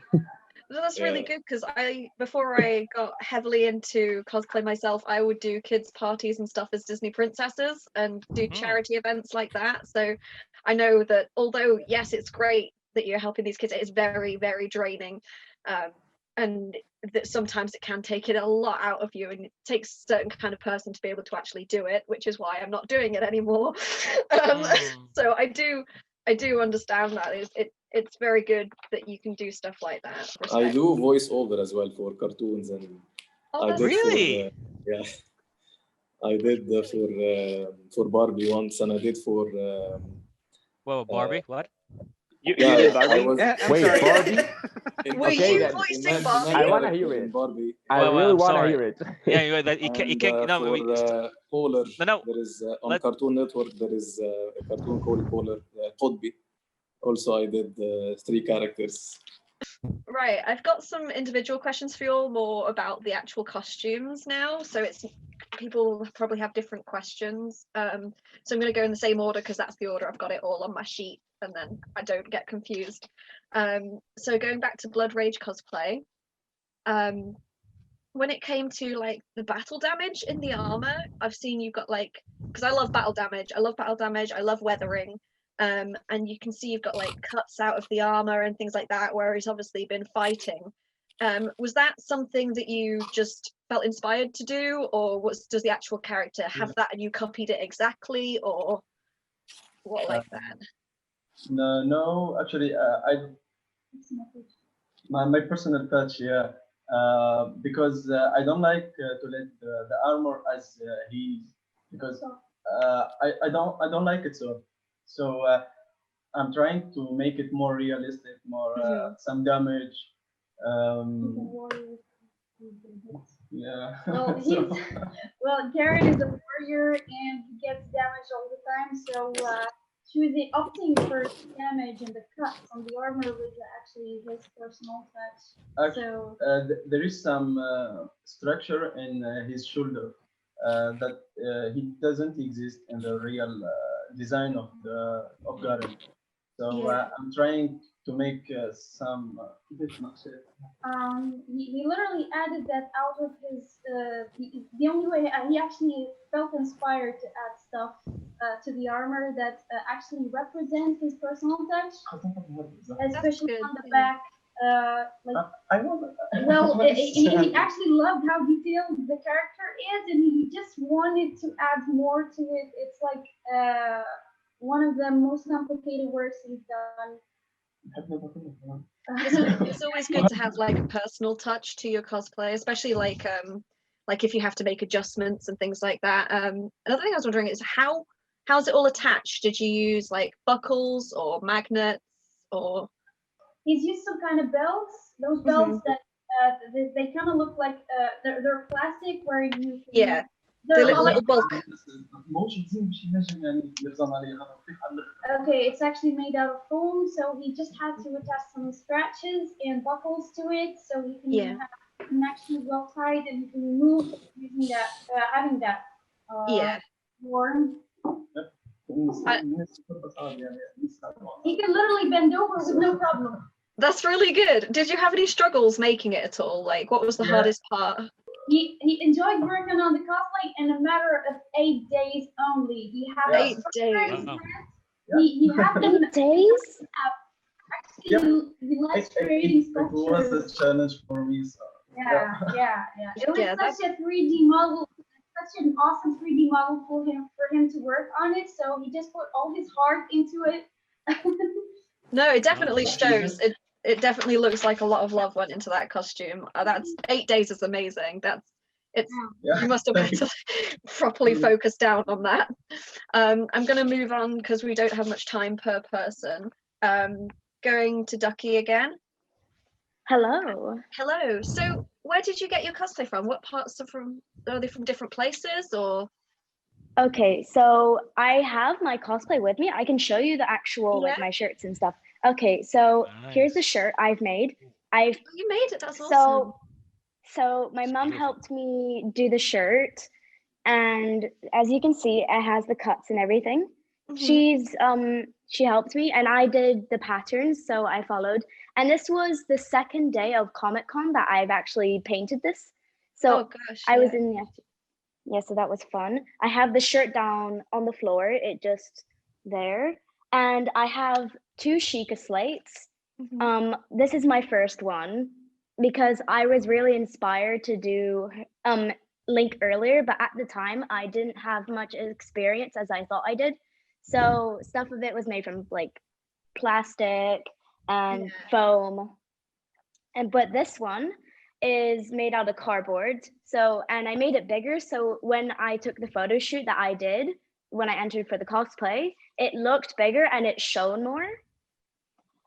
For my wig, my Isabel wig, it was a blonde wig, but afterwards it was never used for Link again because it got so damaged that I could only like keep it in one position and it would just fall apart. Oh, that's a shame. Yeah. For my shield and sword, I bought the shield previously, and for my sword, I had to borrow it off someone. And then I just refined it a bit. Like if there was any like patches in the sword, like if the foam had like black patches, I would paint it over with grays to make it look more tattered and more unique. And for my boots, I previously did for my school and Indiana Jones, and I put felt over the shape of the boot to make the effect of what Link's boots look like, and then added belts. Because you're only young, aren't you? Bless you. You're like, how old are you? Sorry, if that's okay to ask. It's all right. I'm 14. Yeah, that is really, really good for 14. Wow. I wish that I had done skills at 14. I'm telling you now, like, and lastly, I really loved your pictures. You really embody Link when you know you were posing for the pictures and things like that. What were you kind of picturing anything in your mind, or had you researched Link first and just copied his poses, or were you just feeling it? Do you know what I mean? So first of all, I had to play the game. And I've discussed it over the period of like a month or so with my friend who also is a Link expert, like played all the Zelda games and played Breath of the Wild multiple times. And for me, I actually researched. So how I research things is by looking on YouTube. I look at Safari references. I would write it down on a piece of paper. So for example, if I was doing makeup, I'm actually learning how to do eyeliner. That's hard. Yeah, it is. especially liquid liner, I wrote down on a piece of paper from my friends who are also in a cosplay group with me. I get their advice and I write it down, and that's what I did for Link. I wrote down the pieces that I need, costings, everything. I plan in advance. Yeah, it's always handy to plan in advance, so then you know what you can work through, you know. But yeah, that's great. If you want any like tips on eyeliner and stuff, just message me like on Instagram after this, and we'll talk about it, because I was awful with eyeliner too. But now I have to be good because Hawks, you know.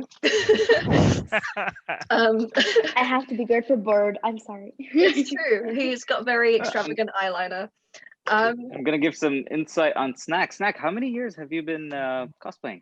Yeah. Oh, okay. So what I can pinpoint, my first Comic-Con was either 2017, 2018, but I think I officially started 2017. And I loved FNAF, so Five Nights at Freddy's, so I went as a security guard. Oh yeah. All right.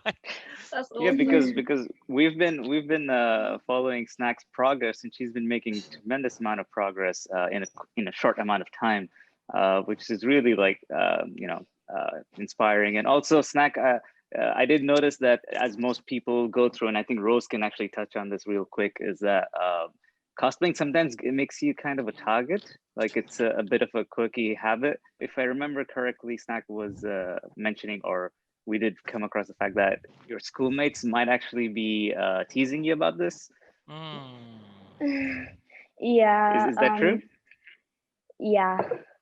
Well, let me tell you something, all right, Han. When I was in school, I didn't even start properly cosplaying until I was 16, so I can't relate for being bullied as such for cosplaying, but I have been bullied a lot my whole life. I mean, a lot of people that are, you know, weird get picked on, and you know what, that's absolutely fine, because when people pick on you, it's nothing to do with you. As horrible as it sounds, it's their own insecurities. They don't feel comfortable in themselves, and they see you going out there and having fun and being who you want to be, and that threatens them. They feel scared because they're not able to do that. And honestly, I think if we all just stopped caring what other people thought, and as long as we're not hurting anyone and we just do what we want to do, then there is absolutely no harm in that at all. And I think it's amazing that you are doing this so young, and if you keep working for it, you will be ahead of us before you are any of our age. I can guarantee that. And if I I clap can, for this. I may I need add, to clap for this. Wow, wow, wow, wow. and if I may add something, since I'm Yes, connecting with Ducky since the beginning of the year, and I saw her in Comic-Con. She's too confident. She's too nice. She's supporting always, and even her presentation skills, her body language at that young age. Hats off. I'm proud of you, and you will be something big when you reach like the 18 and 20. You will be something very, very big. Oh, this is You have so a bright good. future. Snack, can you remember their This names? is too good. You know, you can just tell me the name. He's like, give me names, I'm gonna fight. Yeah, it's like name. Don't Yeah, fight name. anybody. Name and aim. You know. But yes, I am so flattered by all your love and support. It's just, sorry, I'm tearing up a bit. Bless you. Yeah, just stay true to yourself, and honestly, don't let other people squash your desires, you know, your fun. Just don't let them ruin it for you, because as soon as you get out of that whole school environment, you'll be on it. Honestly, it is much more interesting and better for you to be unique. It takes you a lot farther in the world than any of those people that just join together and copy everything everyone else does, you know. So just keep being yourself, hun. Honestly, you're gonna go far. Thank you. Right, after that emotional thing. Yeah, right. I was like, well, do you need a break, Rose? You need a No, break I'm for good. that, or I'm good. I'll get my Alexa to play violin music or something. Rock replay and Despacito. Right. Mon? Is it Mon? Yeah. Yes, Yeah, Mon. Thank God you said it right this time. I'm sorry. I'm very, very bad. It's We need okay, Man yeah. right now. Man is like this fun, cool guy. He Yeah, wants so to just let's Oh, go. Man! We need Man Man. right now. Thank you. So how much of your costume is made and what's bought? Yeah, my costume was like a 50-50 foam and like fabric. It wasn't about foam, like 100% foam or 100% fabric. So I just tried to make a new level for me. It was something like the second time to work with all fabric or work like with fabric at all. It was like my second time. The first time was the Batman Who Laughs, and it was like all leather. So it Completely was different type of fabric. yeah, it was kind of hard. Not kind of. It was so hard for me to work in leather. So I tried like maybe this kind of fabric would be easy and fun. So I worked with it. And the foam board, I usually work with foam, like not this kind of huge armor or something, but this tiny armor or tiny weapons that make the character make me move freely So you can dance. to act the character. Yeah, so I can dance. which is perfect because Yeah, I mean, exactly. the character Guys, himself just- would need to know how to dance. So Yeah. right. So on the note of you not having worked with fabric much before, I was curious if you had a second chance to do it again now that you've actually done it once. Do you think that you'd do anything differently? Have you learned something from it? Yeah.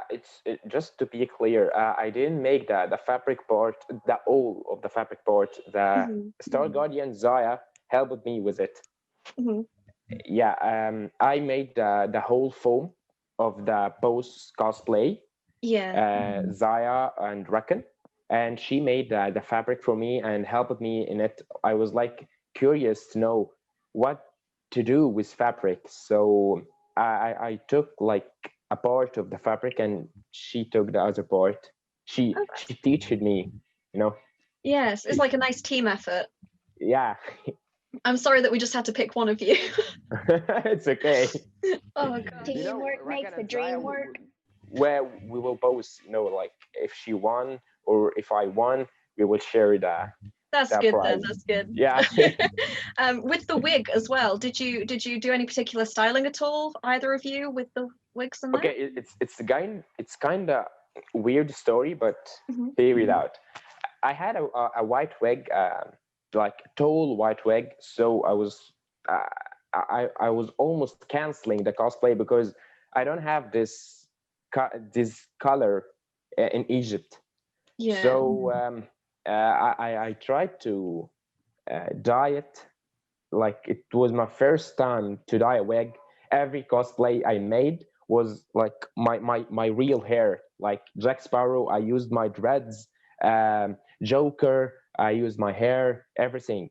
So it was my first time to wear a wig, and this kind of wigs, it was different. So I dyed and trying to style it with my hands, and yeah, it messed up like Wig styling 3 is times. very hard. Yeah. Yeah, it was my first time to even deal with a wig. But Reckon's hair is kind of, I don't know, fluffy or something. It's not like human being hair. Yeah, feathery. So yeah, he's a bird anyway. So yeah. Can relate. Right. So Okay. That's awesome though, because obviously the character would need to be able to dance in the armor anyway. Yeah. So the fact that you tweaked it to make it more realistic is always something really, really good. So you can move like a me, character. Yeah, the character or the personality of the character is more important than the outfit or something. So this is my target in every cosplay I make, like to make the personality of the character because I love the character. And then let's focus in the outfit. Yeah, But like a that's the month- second thing. Yeah, I took a month to act Reckon, like his voice. I make voice over So it took me like 2 weeks to make the voice and to walk like him and to be I don't know, stretchy like him. He's this kind of moving like he's a dancer. His move, he's always showing off. I try to act him like this. So I'm really excited to wear it in a con or something. So, yeah, that's gonna be great. Once cons start up again, you guys could do a stage performance together or something. That would be great. Exactly. Okay. I keep every time I look at it, I'm like, I can't say that. Young Genji. Revo. Revo. I'm gonna have to like write out next to it how to say it. Like Revo. Revo. There we go. Okay. So the fabric parts of your costume, I was curious about. Did you make those, or were those like purchased and altered in any way? The fabric was a karate suit. I got a karate suit and I altered it and modified it, cut the sleeves. It was all hand sewing because I don't have a sewing machine actually. Also, these pieces, it took me like 3 days to make them. They look like a hot dog. I had to make each piece and fill them with cotton from inside.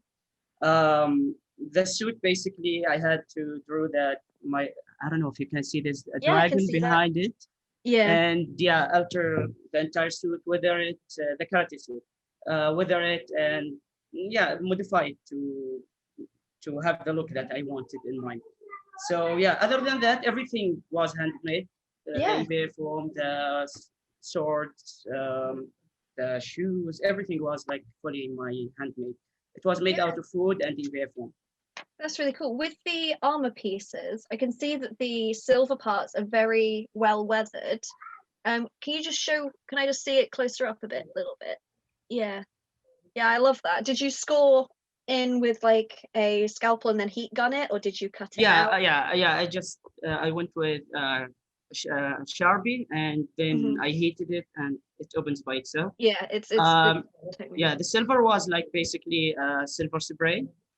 Silver spray, and then I weathered it with black acrylic. And I whipped it with a little bit of water and wiped it with like tissues and stuff. That's the way I weathered it with. Yeah, that's how I do it too. Yeah, exactly. Other than that, these are like painted with acrylic paint. I drew this with acrylic. Everything was like painted with acrylic. Other than the silver. The silver is only the only spray I use. No, that's fine.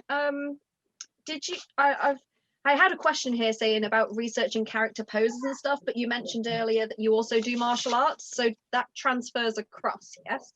Yeah. Makes it a lot easier for you to do. Yeah, I actually don't play Overwatch. Surprise, but yeah. Yeah. I've never checked actually how Genji poses. The only thing I know is that he says I need healing. So I keep spamming I need healing in the conventions. But when it comes to posing, I just do what feels natural to me as a martial artist or as like a fighting stance or something like relate to ninja, you know? Yeah, so, definitely. Yeah. I think you definitely embodied him very well, considering all that as well, definitely. Thank you. With the red parts on the armor, did you do any shading on those bits as well? Which part? On the shoulder piece that you were showing off. Yeah, the shoulder. Yeah, I weathered everything. Like it's like everything. And how does it connect? How does it connect on your shoulder? Is it strapped? It's connect. There is Velcro. Yes, Velcro. Yeah, Velcro. And I have Velcro on the side of my t-shirt. Yeah, so you just snap it on. Snap it on. The other pieces are like I just slip my leg inside. Yeah, you don't need to really secure. I don't need to. It's fully secured. I can jump with it. I can do flips. It's fine. Oh damn! Impressive. Yeah. Right. Okie dokie. Osama. Which part do I talk about again? We're going to be talking about the scale detailing. Okay, so where do I even begin? It took 1 month or around. Just for the scale? Or No, everything, like the Oh, entire damn. cosplay itself, Yeah. including the details, the painting. I'm sure if I can show that Yeah. camera, but the details itself, it's all about soldering iron. Oh yeah. It took way too long, and I couldn't get actually help from someone because I was staying alone during that period of time. And honestly, I thought it was way too much to include in a cosplay, but something kept pushing me through to actually finish every single detail. Because if you can see Yeah. each scale, there are like even smaller details inside. I don't Yeah, think I can see that. Like show that. each scale's detailed itself as well. Yeah, and the scale itself of the entire size of the cosplay itself, like It's huge. yeah, because I didn't have any kind of reference to actually use from or actually look at. All I could look at was a statue cosplay or model of from the actual company of Capcom, Yeah. Monster Hunter itself, and this was basically all my reference. And of course, I'll get something. I'll just. Yeah. Rose, about Osama, he was supposed to be in our best category and craftsman, but unfortunately, I think he already won competitions. So we had a criteria that if you have already won local contest using the same That cosplay, is then you have to completely be moved to understandable. exhibition. But I mean, the amount of work he does in terms of crafting, it's just mind-blowing. It's too much. So this is every single piece was way too complicated for. And I had to finish in time. I only had 1 month. This is just the bracer. Yeah. The itself. Is that foam clay that you used for the Nope. detail? On the Everything is completely foam. Everything's down. Yeah, because the cosplay before this one was the Fallout armor from. So it was a T60 Fallout armor. Yeah. I used the epoxy and it was way too heavy for me. I actually collapsed at some point and pieces just kept on breaking. So I decided I'd never do anything with epoxy or anything outside foam. Yeah. Really use that. So it Especially with the size of the costume, that's very heavy. Yeah. And for the sword, I wanted it to actually give me the ability to pause whenever I want, because if you can see, it looks like a two-handed sword, but it's actually just one-handed. Oh yeah. I can reach the rest, like the other side of the room, but it's really light, so it's not really that heavy. Yeah, my husband made Guts' sword from Berserk, and he can do that with one hand as well. But it looks so much heavier than it is, you know. Yeah, exactly. But that's great. What difficulties did you have making your costume, and were there any favorite parts in the process? The favorite parts was actually just not putting this cosplay to storage, because putting it on wasn't that really that fun, and painting wasn't fun. But I was just simply motivated by the fact that this is one of my most complicated cosplays. Mm-hmm. That's basically it. One of the most hardest part, I think, it's simply the details, nothing else, and the helmet probably, because I wanted to stick to the form itself. And have it consistent throughout as well. Yeah, exactly. With regards to portraying the character, do you find it harder to pose effectively with your face covered, since you don't really have your face to convey emotion while you're got the helmet on, I guess? Honestly, not really, because since my first cosplay, I always had my face covered. There was always a full armor with a helmet on, like the Daedric armor over there. And the second was the Lich King. I never had to show my face, which actually was the best part, because when I was really exhausted, I didn't have to keep such an expression. This was me behind the mask. I was just like, I want to go to bed. Just take the picture, you know. So I didn't have any difficulty with that, honestly. No, that's really good. You do a good job of conveying it in like body language and stuff in the photos you sent in as well, which is really, really good. Okay. And lastly, we got Batman. Hey. Hello. So your costume's mainly just weathered, isn't it? There's a lot of weathering that went into it. Yeah, I weathered the Scar Elf completely. It was full black. I'm very new to weathering as well, or using any colors and spraying. Yeah.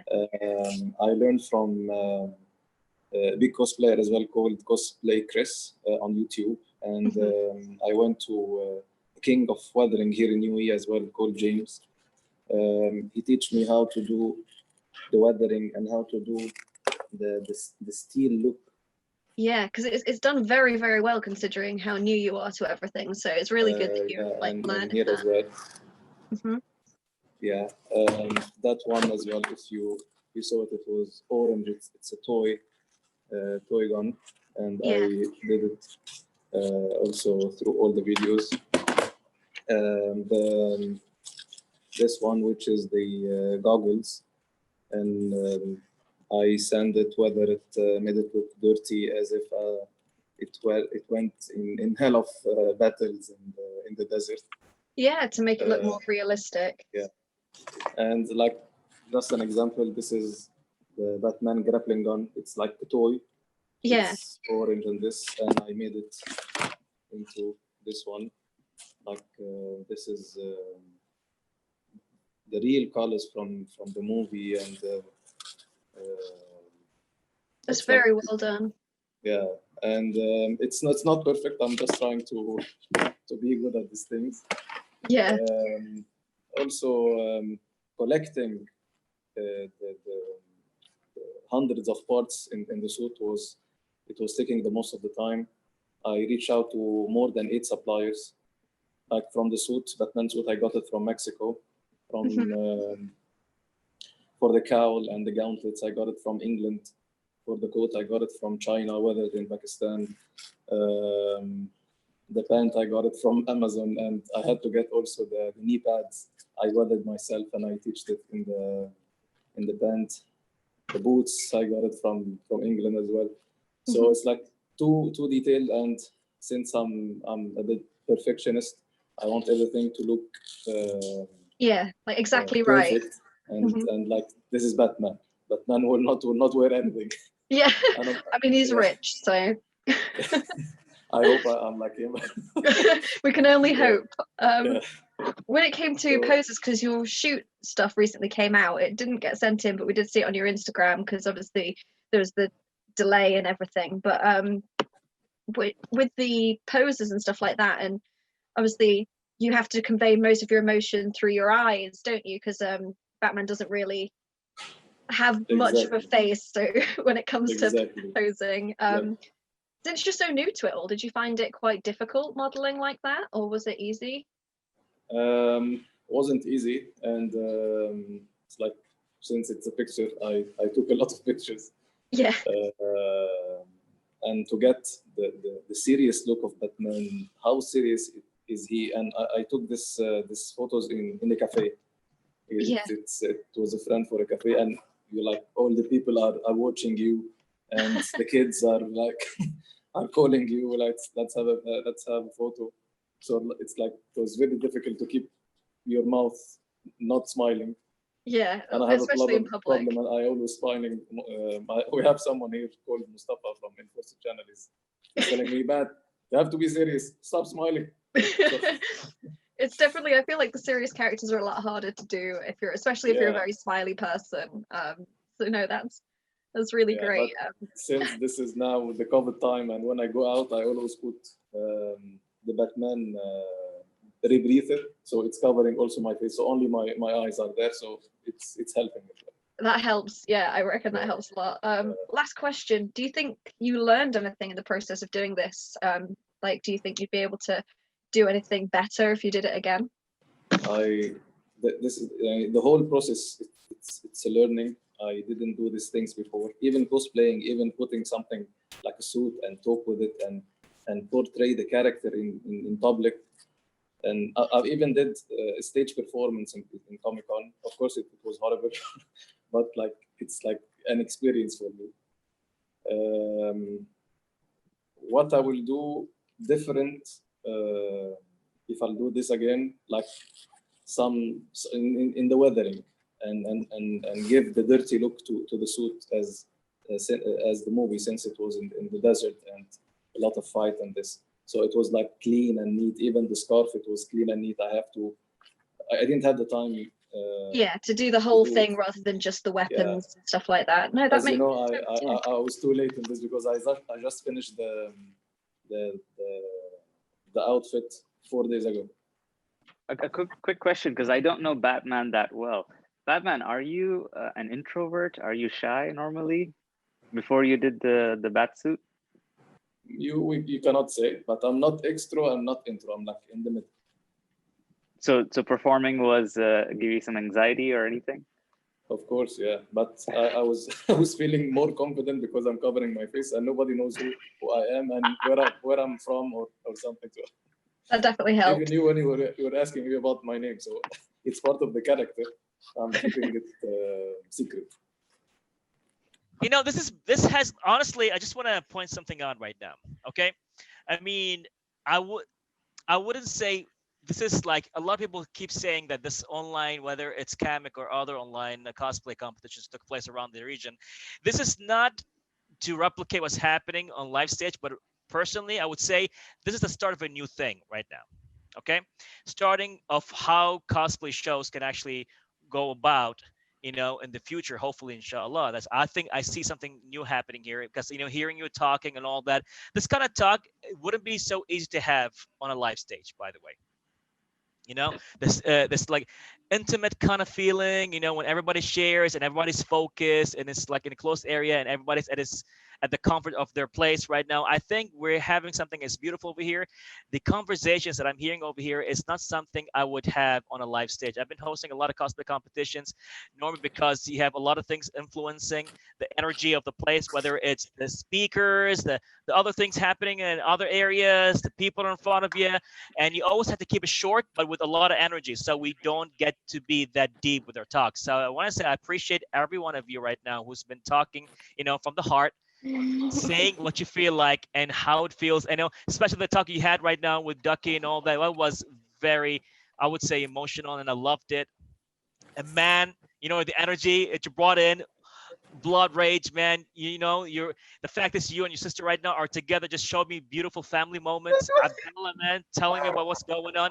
Ibrahim jumping in, you know, trying to add more value and to add more stuff with every cosplayer's story because they were following everybody. I just want to say you guys are awesome, all of you, for reals. Thank you. Thank you. We have to give it to you, honestly. You're the people that make cosplay great. You bring us all together as a family, not as individuals, but as together, and show us our great skills and just be happy with each other. I think basically right now we're seeing a new type of cosplay shows because we don't have to wait for an event, for a live event to take place for us to do anything cosplay related. You know? It's nice because I think backstage you're really quick as well. Even if you're just having a look over the costumes backstage, you don't really get that one-on-one time and stuff. Totally. I agree. Totally, because what's happening right now is like, okay, I keep saying this a lot. We don't see a lot of people creating content when it comes to cosplayers, right? I mean, it's either pictures or everybody's working individually. But to find a platform to put everything together, I mean, I think what Ibrahim's doing right now, which I think I just need to give him a round of applause right now, because he's been working so hard on this, really. What's happening right now? And what's really happening is that cosplayers are either like they get challenged a lot, you know, because you spend all that money, time, and effort and perfecting a craft, which is a lot of work, a lot of unbelievable work, and you're driven by passion, you know, but you do get challenged, you know, certain points like, okay, what am I really getting out of this? These questions do pop sometimes with certain cosplayers. And when you don't win at a cosplay competition, certain cosplayers, they do feel it because I'm like, oh my God, 3 months of work and I did not win. Every cosplay competition have a certain criteria of judging, and it's just not easy because, you know, every cosplayer have their own mindset and an own way of why should anybody win. I would say there is no solidified criteria for judging at this point. So having shows like these actually, I think, will put like a structure to things, and hopefully this will carry on. Yeah, it'd be really I nice. agree. Okay, so everybody, thank you so much for joining us in this beautiful, energetic, dynamic, kindled, ignited panel taking place right here. Thank you so much for watching us here at CAMEC 2020 at the Best Cosplay Exhibition category, and wait for the results. All right, everybody, see you and tune in for the other stuff happening here. Hey guys, Rose Magpie Cosplay here with the winners of the Cosplay Arabia Middle East Challenge. My category was the exhibition category, so what that means to me and what it means for the convention itself is more how you embody the character, how you bring across their personality through shoots or videos or whatever it is that you're doing. So there was a lot of really good costumes in this category, and it was really hard to kind of separate that excuse me, and try and figure out who I liked best on their poses and character embodiment and things like that. So I do have the winners here, and I'm going to go over them with you right now. So our second runner-up in third place is Snack Shack. You did Link from The Legend of Zelda. It was so beautiful. Honestly, you really, like, each picture you sent in, you had different facial expression, a different pose. And honestly, as you get better and you get older and maybe even make your own costumes yourself, it's going to be indistinguishable from actual game shots, I think. So congratulations. I really liked what you did. And I highly recommend you try out EVA foam, because I know you said you made your little, I can't remember what they're called, the Sheikah slate. You said you made it with card. I really recommend looking up EVA foam, because I really think that you'll be able to get a good grasp for that and make something even better as you move forwards. Okay, so, and the second runner-up is, we have no name other than Batman. So congratulations, Batman, you are second. I really appreciate that you took the time to find loads of different suppliers and find something that was accurate, considering that you started out this year. And then you learned the weathering techniques that you used are very similar to what I use myself, and I've been weathering props for about 4 or 5 years now, so a lot of respect. And the fact you actually took time to go and learn through tutorials and things like that as well, something really appreciated. And our number one winner is Mon. From the moment that you joined the Zoom meeting, you were already in character, even though you weren't dressed up as your character. The fact that you even edited the costume so that you could move like the character as well was just brilliant.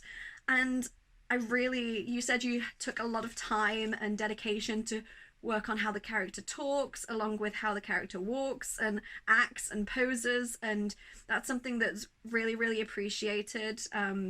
If it was a live stage performance, I'm sure that would have come across very well. So yeah, congratulations, those are my winners. And it was really hard to decide. I've been sat here for ages not knowing what to do. I love everybody that was in this category. Your costumes were amazing, you're all wonderful to talk to, and it was literally a case of 1 point difference in it for people. So thank you very much for hearing me out. Congratulations to our winners, and have an amazing day. Bye.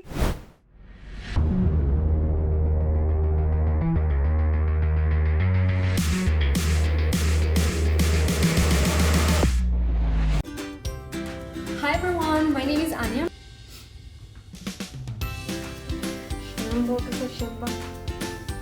We're an ambassador of Cosplay Arabia, and you are watching CAMEC.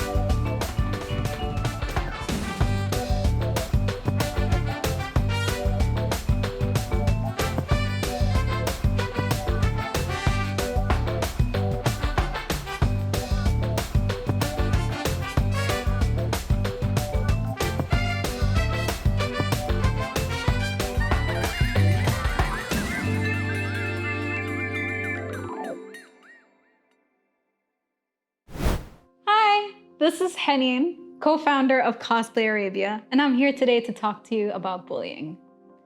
So bullying has been on the rise in the past few years, not just on social media, but also in public.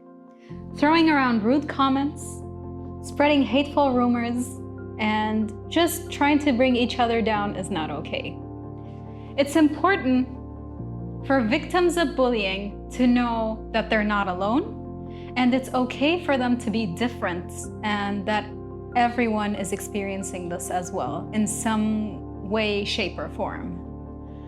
And just know that it's okay for you to be different and do your cosplay different. So what if you buy your own cosplay and you don't make it from scratch? That doesn't make you someone who's not a cosplayer. It just means that you are not great in sewing, and that's okay. Maybe you're not a good seamstress, but you're better at makeup. Maybe you are good at prop making, but you can't make your own armor, let's say. Everyone is different, and cosplay comes in many different levels, shapes, forms, whatever it may be. So just be yourself and know that you're always accepted at Cosplay Arabia. So at Cosplay Arabia, we try to provide a healthy, mentally stimulant environment for creatives, whether cosplayer, cosplay fans, writers, what it may be. It's important that we create for you a safe space to feel accepted as you are. So don't worry about being yourself. And it's okay if you're not a professional, if you're just an amateur, even if you're just a fan who just loves the art and enjoys the conventions. You're always welcome at Cosplay Arabia, and you always have a home with us. So just remember, keep being yourself, do what you do, and cosplay and slay.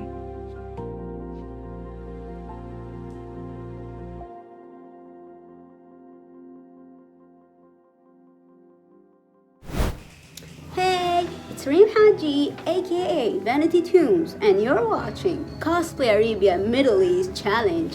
Stay tuned.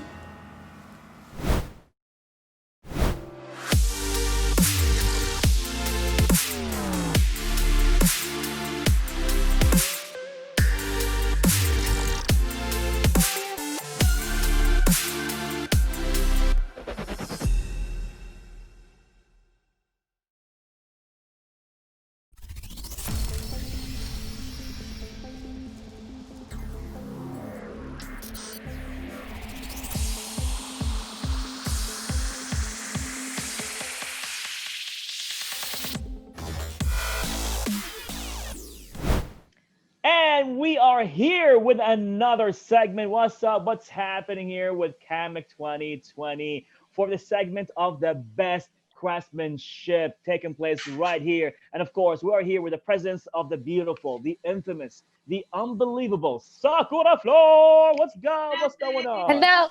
Hi. How are you doing? I miss you guys. I miss the Middle East. Mashallah. I learned new things. That was a quick application.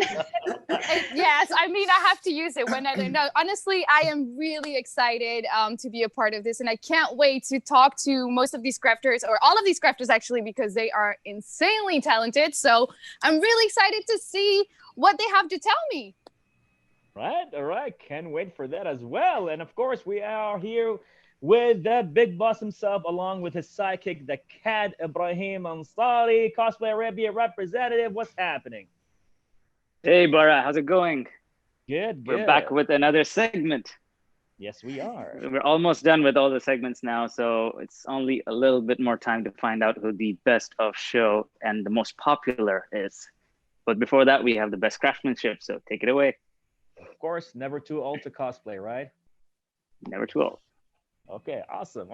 And now, to our participants and contestants right here, we're going to have you all introducing yourself, starting with Abdullah Abu Zaid. Brivo, what's up? Hey, what's up, man? Of course, I'm Abdullah Abu Zaid, aka Brivo, and I'm cosplaying Project Leona, a gender bent version from League of Legends. Yay! Ooh, pretty cool stuff. Heading to Hisakura.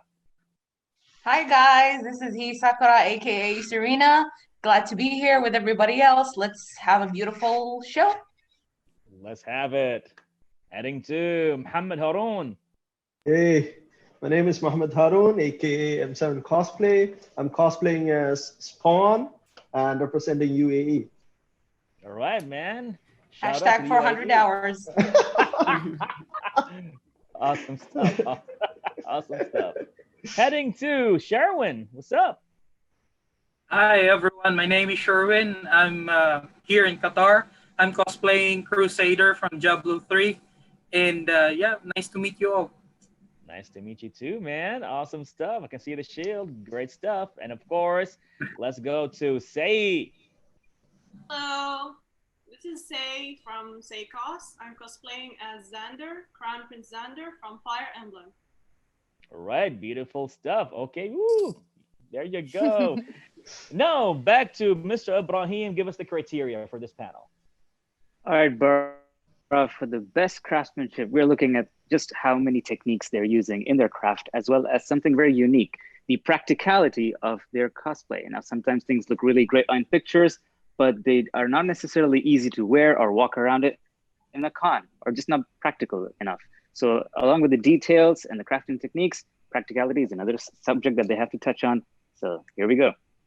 Here we go, man. Here we go. Okay, awesome. So we got the criteria, the introductions. Now, Sakura Floor, take it away. Woo, it's my turn. You're gonna regret this. No, I'm kidding. Yes, I will. Oh God, I'm feeling anxious. No, it's gonna be fine, guys. First of all, I just want to say that you guys are extremely talented. I've been saying this so many times, but the Middle Eastern has like so much talent, and I wish I could bring you all here so that you guys can compete here, because everybody needs to see you guys. That's definitely something that we need to achieve.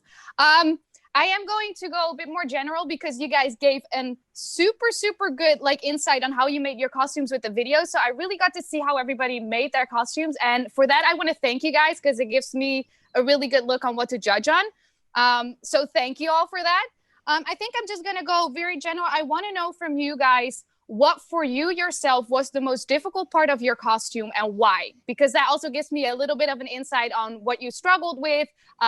Maybe what the insecurity is of your costume, because that's the interesting things to know, because I can see everything that's pretty, but the things that you want to hide, that's the one I want to see. So I think I'm just going to go one by one. I don't know who we would like to start with. Do we have a list or can I just randomly go through them? You can randomly go through, or I can help you with that. It's all up to you. Yeah, you pick someone. We did this together. We're a good teamwork. Let's go. Let's go. All right, starting with Abu Zaid Abdullah. Let's go. Hey. So the hardest part of my costume was two things. The first one is the proportion. The other thing was soldering all the LEDs together. That took a while. For the proportions, what happened is I finished the entire costume, and when I finished it, as I said before, I looked like a baby penguin. It was the proportions was literally messed up. Everything was wrong because it's also a female character, and this is my first time doing a female character, so I had to actually modify and fix some stuff. I cut it this side and removed some parts and stuff. Also, I had to hit the gym every day to lose weight. Yeah, and fix my body. Oh, yeah. Oh, wow. So it fits me. So yeah, the LEDs took a while to solder everything together. And yeah, other than that, that was the difficult part for me in making my costume. Well, I have to say you look absolutely amazing. I love the fact that you put LEDs in there as well, and that it lights up like that. It is absolutely beautiful. The fact that you went to the gym for it, you got a lot of points from me for that because I am too lazy. But it fits you perfectly. And I also find it very funny that instead of changing your costume, you just decide to go to the gym. Nah, I'm not making it again. I'm gonna go to the gym. That's perfect. No, you look hella amazing. What did you use mostly for the weathering? Basically everything was painted with acrylic. Mm-hmm. I gave it a base. After priming, I used just a base color of black. I painted everything black. Then I went I used only silver, black, and white actually. Mixed, painted everything silver, then mixed a shade of black with silver and went around it, and then a little bit with white, and yeah, I went over it with withering. So basically everything was like with acrylic paint. All right, perfect. To One wither. last question for you then. How is your mobility? Can you like really move? Be honest, don't lie to me, eh?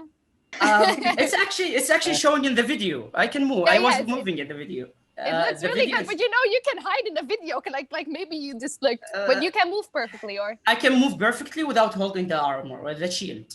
oh yeah, okay, but that makes Yeah, sense. when I Then you're hold the shield, yeah, I actually get like, yeah, I can move and everything, but it's not. It limits me. It limits like me. a normal human. I mean, that Yeah. makes sense. Okay. Yeah. All right, perfect. Thank you so much. You're amazing. I love your costume. Thank you for answering my you. questions. Thank you so much. Wow, man, that was pretty cool. Felt like an interrogation. Sorry, yeah, I'm good at that. It's actually pretty good. It's actually pretty good. It's good. I love this panel. It's going in aggressively. Like I like this. Let's go. I'm Oh, Spanish, man. you guys. This is the Stop to the Spanish floor, man. fire. My like smelling seeing- sadistic people. I'm like That's warming up right now. I'm like seeing finish him come on the top of the last question. like okay.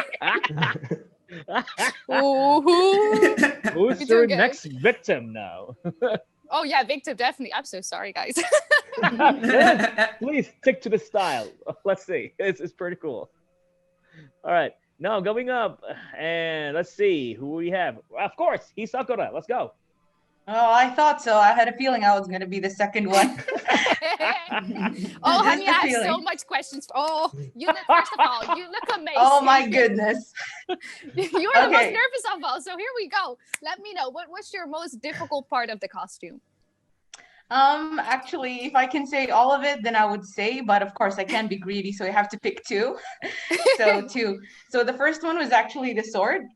I think it took the most time and the most concentration, I would say, because it had like a lot of details, especially like the ornament on the sword, the handle. Like each one of these gems were sculpted and casted alone, and then like they were prefabricated, and then I just had to, stick them to the ornament, to the sword, and they were casted out of resin for more durability. And at the same time, which I haven't shown in the video, like the sword actually has this glow thunder effect on it, to imitate Ryoma's stuff. So figuring the mechanics was pretty hard because the sword is like pretty thin, so there is actually not much place to fit in the instruments and the cable. So what I did last minute was drill a hole at the bottom, and everything went inside there. Like see, Nice. yeah.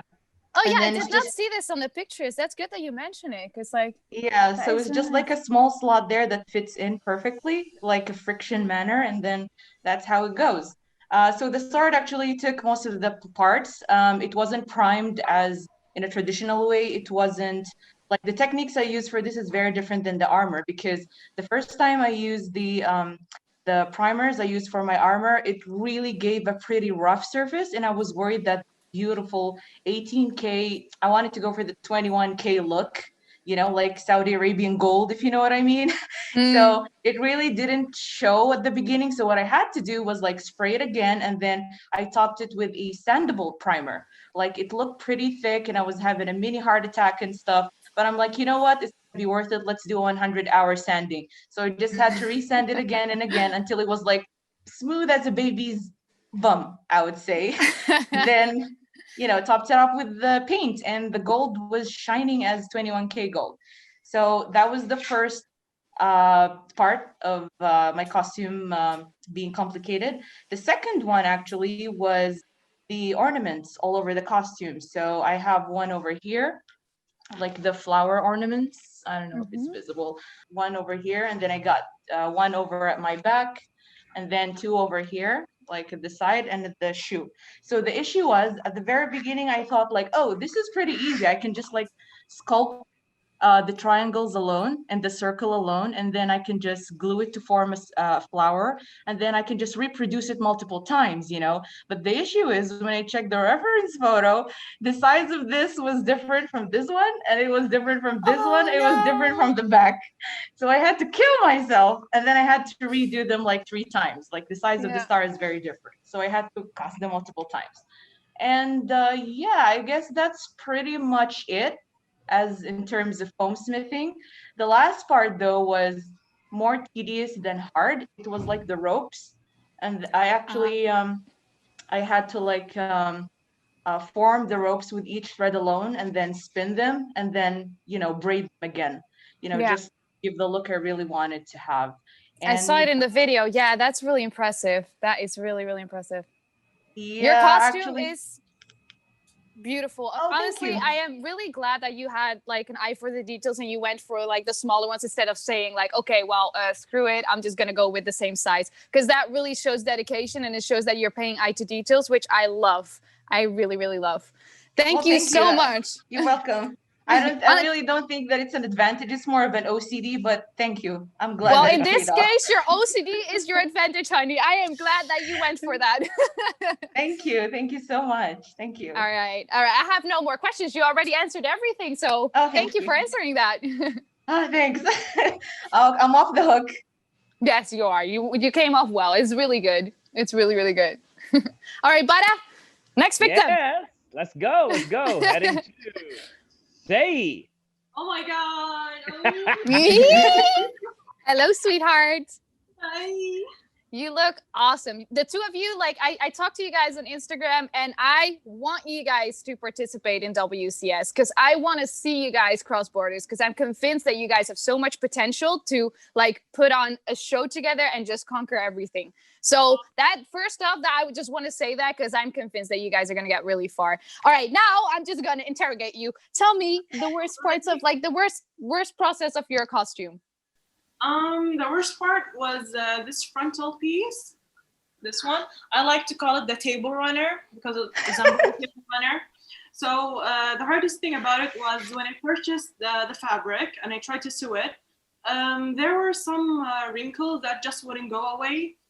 And I redid it again with another sewing technique. And the same thing happened. It had wrinkles that just won't go away. So I had to redo it a third time, and it still didn't work with a different technique. So finally, I went to purchase a new fabric and everything went well. Oh, that's nice. That's nice. It really does look good. Like, I'm glad that you went on with it because like it does pull all the attention to it, and it's perfection. It looks beautiful. It just falls perfectly on your body or on the armor. So that is super great. I also saw the videos. You guys did amazing. I love your wig, by the way. It's very, very beautiful as well. So for the paint job on your costume, what kind of technique did you use? Like, was it more airbrush or like paintbrushes or? Actually, both. The first one was spray paint, which I used to, prime the armor with Plastidip, and then with the paint, black paint. But the hard thing about this was taping the small details, as you can see. So I had to tape the gold details and then spray the black and then peel it off and then tape the black again and then paint the gold. So yeah, it's very tedious. It was a very, very delicate process. And the other technique that I used was airbrush. I don't know if it's this one. Oh God. Yeah. These, the belts. I used airbrush with it. Mm-hmm. And then I used a wax-based paint. I don't know if it's visible on these.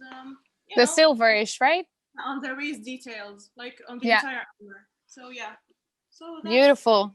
Yeah. I love how it's really crisp and clean, and it's just like it's just a beautiful armor. Honestly, it's very, very beautiful. I'm glad that you were part of this competition because really something to look at. All right, Baraa, I'm done with this victim. Let's go to the next. Thank you for answering the questions, honey. I knew it. We were victims. We were just victims from the beginning. You knew it. You knew it, honey. You knew it. That's okay.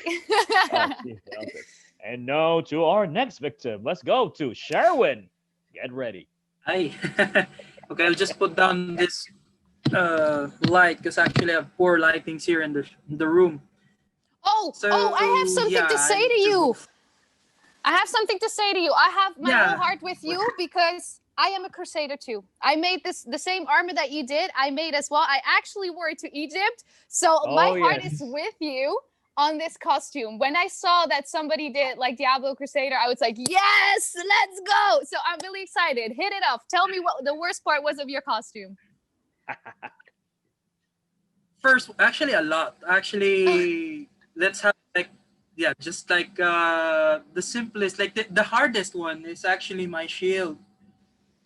This, I tried to do it like almost like 2 or 3 times because I really don't know what will be the best structure for this, because look at the back. Like, I don't know if I'm going to, you know, take off the back, like pictures would show the front. So I'm trying to disregard the back, but my team actually was suggesting like, no, you need to make sure the back is also good. So you see the back side is actually kind of heavy, but this is an AVA foam, and the details on the back it's more like medieval style. So see those grooves, and actually it's a 2-layer or 3-layer 3mm EVA foam. So I find the handle, like this is PVC tube. So I just put it there. Details on the front is actually just simple. Prime it, put paint, black paint. Then actually I was thinking if it make it clean, but my team was saying that try to put some like some war type of weather, but actually I haven't. I need to put some more. And well, this is terrible. I can hit somebody with this one, so it's good one. And it's kind of heavy. Not me. So this is the first challenge, this big shield.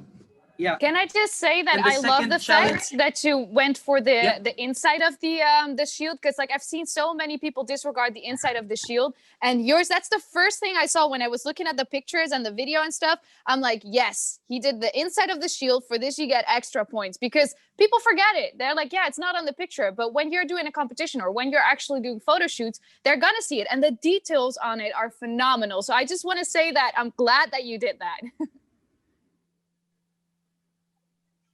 Thanks. Now the next one is actually one of the hardest also. I'll just pick one. I don't want to pick the bigger one. My armor, each of my armors, I'm sorry for the lights actually, has a lot of details, smaller details like this one. So gold, you see that? Yeah. This one. Each side of the armor have this one, so I need to put now, you know, paint it with black, and then need to brush each one of them in gold. So I'll just show you the armor. So it's kind of big, so you'll see each side of this grooves, and the, so this is the back. Yeah. You see it? Yeah, it's a lot of details, yeah. This is the front part, and it has a lot of details and takes time because I need to paint them using brush. So that's it. So another thing is in the back, it's actually 3-layered. Oh, I love the cape. So have Velcro and a zipper. Oh, wow. Oh, okay, that is interesting. Yeah, so I have also something like the details of the net. So I still have the net down. I need to Velcro, and then you need to zipper, and then I need to Velcro again here to make it full back. Like if you see me on the back, like, whoa. You're ready for battle. You are ready for this. Is beautiful. Right? I didn't know about the zipper. That is so handy. Why did I not think about that when I was making mine? You're giving me ideas right now, bro. That is so good. Yeah, I love that.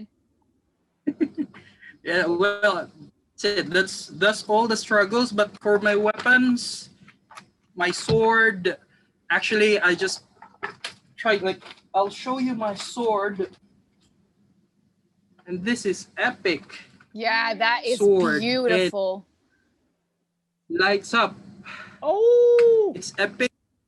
Painted, and it's a toy. I want it's this still in my epic 'cause life. Oof. Yeah. My friend said they can't find something like this. So I just painted. It's not actually like this. It's more like a plastic type of toy. But and I tried to put lights on, lights off. So I try to be resourceful and try to use what I could see. And if it fits, then I'll use it. But that's smart, especially in times like these when we have Corona. We can't really ship anything that easily. Making use of the resources that you have is one of the most creative things that you can do. So definitely good job on that one. Thanks. So far that's it. I'll just Yes. adjust my light. Thank you. Thank you so much for answering these questions. I absolutely love your costume. I have so much love for Diablo. So thank you so much for being a part of this. But Abdullah, we're up to our next victim. yeah. I mean, Sherwin, I mean, you're hired, man, just to let you know. All right. Now, heading to another guy known for his hard work and putting in hundreds of hours. Muhammad Haroon, what's up, man? Hey. Hello. Hi, I'm so excited about your costume because like how do I say this? It is so smooth. Like it is so, I'm looking at it and I just want to touch it because it's like so smooth and nice and just beautiful. And I was looking at the video where you showed the whole process and I'm like, wow, this must have taken a long time. And I can imagine it did. Yep. But yes, it is absolutely beautiful. I have one question. Can you breathe? Yes, I can breathe. Because it's like closed up completely. Like, is it hard or can you breathe okay? But this eyes are not closed. It's like actually made of mesh, which we put it in ACs and balconies and stuff. So it's actually that. So it lights up, but at the same time I can breathe and see through this. Yes, look at how clean that is. Oh, I love it. Okay, tell me about what the most difficult part was of your costume. So I'll start off with the muscles. So Spawn is pretty bulky. So I had to roll in all the muscles, the abs, the chest, the biceps, and the forearms. Everything I have to roll in all these muscles. So the entire armor, I have to roll the foam in. And the next one was the details. So the Spawn is similar to Venom. So it's not smooth. So it has a lot of texture, which I had to sand in. Yeah. So I have to sand that. Can you, for me, just like as a favor, because I know that a lot of the people that are going to be watching this don't know how you did that. Can you tell them how you got the whole armor to look so smooth? Because I think that's something that should be shared because it looks beautiful. So what I do is after I stick all the foam together, I cover up all the seams with either foam clay or quick seal. Then I use Mod Podge to seal the whole armor. Then I wet sand the whole Mod Podge down. I have up to like 10-12 layers. Then I'll sand it down to 5-6 layers. Then on top of that, I'll use Plasti-Dip. So it makes it smooth and flexible. So yeah, so I can squish, do any of this, and it will still be fine. That's perfect. That is beautiful. Thank you. Thank you so much. It looks absolutely amazing. The mobility is also very good, right? Because you moved a lot in it. I can't sit down, but apart from that, I can move around, dance. I can do whatever I want. Who needs to sit? Sitting is overrated. And this was my first time using foam clay. Like this is my first time using foam clay with this. This is all hand sculpted. All of this. This is beautiful. Even the skulls, everything. This is my first time using foam clay. Yeah. So there was a lot of sanding, all the chains. I had to sand down all the chains and stuff. And the other thing, I have to use a new technique, which I've seen online. I have to heat up the foam, use foil to press down to mimic leather. Yeah, that's smart. That's a really good one. I love that. It was, then I have to paint the whole costume with hand. Then I had to black wash the entire costume except for the white part. Then I wipe it down with a wet cloth. Then I go over with a tiny brush into all the battle damages and stuff with hand. Even the marks over here, details on the spikes. Then I use airbrush to weather it. Then I use Mod Podge to seal the entire costume. Yeah, that's pretty much it. It's perfect. It is absolutely beautiful. I love it, and I love how clean it is, and I just love everything about it. Thank you so much for answering all the questions. That I think I know enough about Abdullah. Let me ask you a question, Sakura. Hmm. Okay, now everybody here, including Ibrahim and myself, like we were like for a long time, we were so dependent on events, but right now we're taking a new, let's say, approach to the whole cosplay scene. We're putting content and trying to build new platforms. So what do you think of this entire approach right now with CAMEC 2020? I have been saying it from the start. I am so happy with how they're doing things. I honestly, I feel like they're really listening to their cosplayers, to their community. And I love that. I really love it. They're giving the limelight to the people that deserve it right now, because events were the only thing that we had. And it is a sad and lonely time, but this way we can still connect. And I just love that. I'm really glad that they are putting so much effort into this. Really, really, I have nothing else like in feedback, because you're doing great. And it's just amazing. Bless you. Really Mashallah. Mashallah. Yes. But that was good energy heading your way. Yes. Karma. But maybe when you say mashallah on good energy, it's like a super Hadouken, maybe. Oh, I should go like this then, mashallah, like that. We got this. And all right, that is it for this segment. Thank you so much for watching, and we'll be keeping you up with some amazing, exciting things coming your way here at CAMEC 2020. Bye-bye. Hey guys, what's up? Sakura Flourier, aka Saku. I was so honored to be a part of the judge panel for CAMEC. I was the judge for the crafter category, and I gotta say that I was blown away by the talent that you guys have. I really, really hope to see more of every single cosplayer that I met on the panel. You guys are amazing, and you all deserve a prize. Unfortunately, we can only hand out 3, so I'm gonna be announcing these 3. Let's go. I need a paper for this because I cannot remember for the life of me, because you all have very difficult usernames. All right, so we're gonna start off with honorary mention. Like I said, I would love to give all of you a prize because you guys were amazing. But unfortunately we can't. So for the honorary mention, I would like to give this one to Sei Cos with Sender from Fire Emblem. Your costume was absolutely beautiful. The details that went into it were amazing, and I just loved it. So congratulations on honorary mention. Then next is the runner-up. It is so hard to decide, you guys. Honestly, it's so hard to decide. You were all amazing. But for the runner-up, I have M7 Cosplay with Spawn. Your costume was crisp, clean, beautiful. I loved how you painted the whole thing, and it just looked amazing. So congratulations. Drum roll. That sounded so good. Definitely 10 out of 10. Anyways, first place winner. I chose this person because of the different techniques that they used in their costume. They really showed that they had knowledge about all of these techniques, and that is what really caught my eye. So I'm very happy to announce that the first place winner is, I hope I don't butcher your username, but Bravo with Project Leona. I know there's no audience, but yay! Congratulations. I love the costume. The LEDs were beautiful. The fact that you reshaped the whole armor because it was originally a female, and you reshaped it to a male version made it so much more beautiful, and I am just really impressed with all that you did, all the work that went into it. Everyone else, also congratulations, because you guys were amazing. Like I said, I hope to see more of you in the future. And CAMEC, thank you so much for having me. I love being involved in these events by you guys, because like the Middle East is just amazing, and I just love you guys. All right, that's all. See you guys next time. Bye.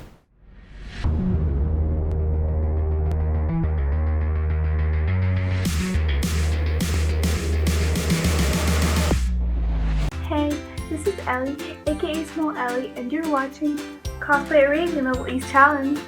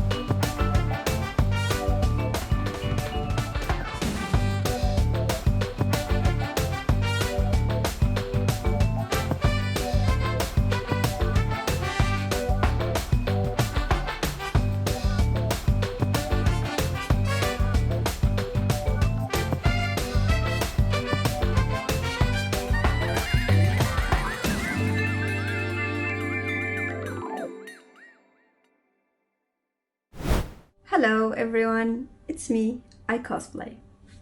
لوك جديد. اللوك هذا مستوحى من رسمة لواحدة من الفنانات على الانستغرام. I know إنه أنا انقطعت عن السوشيال ميديا فترة، وصاروا كثير ناس من الفولورز والفريندز يرسلوا لي إنه إيش صار، ليش انقطعتي، تحتاجي مساعدة. حابة أقول إنه أنا بخير الحمد لله، أموري كلها تمام. اللي صار هو إنه أخذت بريك في البداية. البريك هذا كان عشان أبتعد عن الكوسبلاي والهيفي ميك اب، وأهتم ببشرتي، وأركز على أشياء كثيرة أنا مهملتها، مثلا كتبي، جمعات العائلة، الناس اللي أنا أحبهم.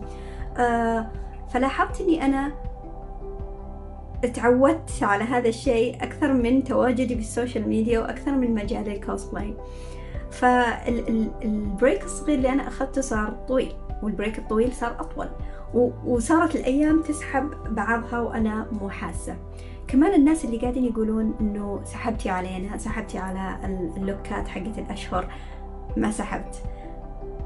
يعني 2020 ما راح تنتهي إن شاء الله إلا وأنا حاطة 12 لوك، بس اصبروا علي. أحب أشكر الناس اللي سألوا عني، واللي قالوا يعني إنه إذا تحتاجي مساعدة، واللي يرسلوا لي positive messages، كل الأشخاص اللي يسألون عن الآخرين إذا غابوا أو يطمنوا عليهم. هذول الناس ملائكة على الأرض. كثير ناس محتاجين إنه أحد يرسل لهم، يذكرهم، يقول لهم إنه we still care, we still want you back. أي عمل فيه إيجابية، فيه حب، فيه تفاؤل، فيه أمل، فيه يعني دعم للآخرين، تأكدوا 100% إنه حتدور الأيام وحيرجع لكم مثل ما قدمتوا للآخرين، راح يرجع لكم. حتى وأنا بعيدة عن السوشيال ميديا أدخل يوميا بس عشان لايك. ومو بس الكوسبلايرز، الرسامين، المصورين، أي شخص عنده فن قاعد يقدمه أحب أقول له إنه I like it, I am here, I see it. أنا أشجعك إنك أنت مستمر، إنك أنت قاعد تنشر فنك، إنك أنت تحب فنك، وفي ناس يحبونه وفي ناس يدعموه. في ناس كثير ما شاء الله عليهم اتطوروا، عندهم وقت إنهم يطوروا أنفسهم ويطوروا مواهبهم، ولاحظت أشياء كثيرة يعني كذا تجيب السعادة. اللي حابة أقوله هو إنه الفترة هذه راح تنتهي، وأنا متأكدة إنها لما تنتهي اللي بعدها بيكون أفضل إن شاء الله. رجعتنا بتكون أقوى، رجعة المعارض بتكون أفضل. الكوسبلاي كوميونيتي شيء عزيز على قلبي، لأنه غير أنه يعلمني كثير ويطورني، عرفني على ناس مبدعة، عرفني على أصدقاء ما توقعت أني أنا أكون قريبة منهم لهذه الدرجة. فأنا متفائلة إنه راح نرجع قريب، وراح نرجع نشوف بعض ونجتمع ونتنافس ونشوف إبداعات بعض. فعشان كذا stay positive، ادعموا بعض، لا تتخلوا عن بعض، تواجدوا من أجل الآخرين، وفي نفس الوقت stay safe. خلوكم مطلعين على التطورات تبع الفيروس واللقاحات والأشياء هذه كلها. خلوكم دائما محافظين على إجراءات السلامة، انتبهوا لأنفسكم، انتبهوا للأشخاص اللي حولكم، ويا خلوكم بخير لحد ما نلتقي.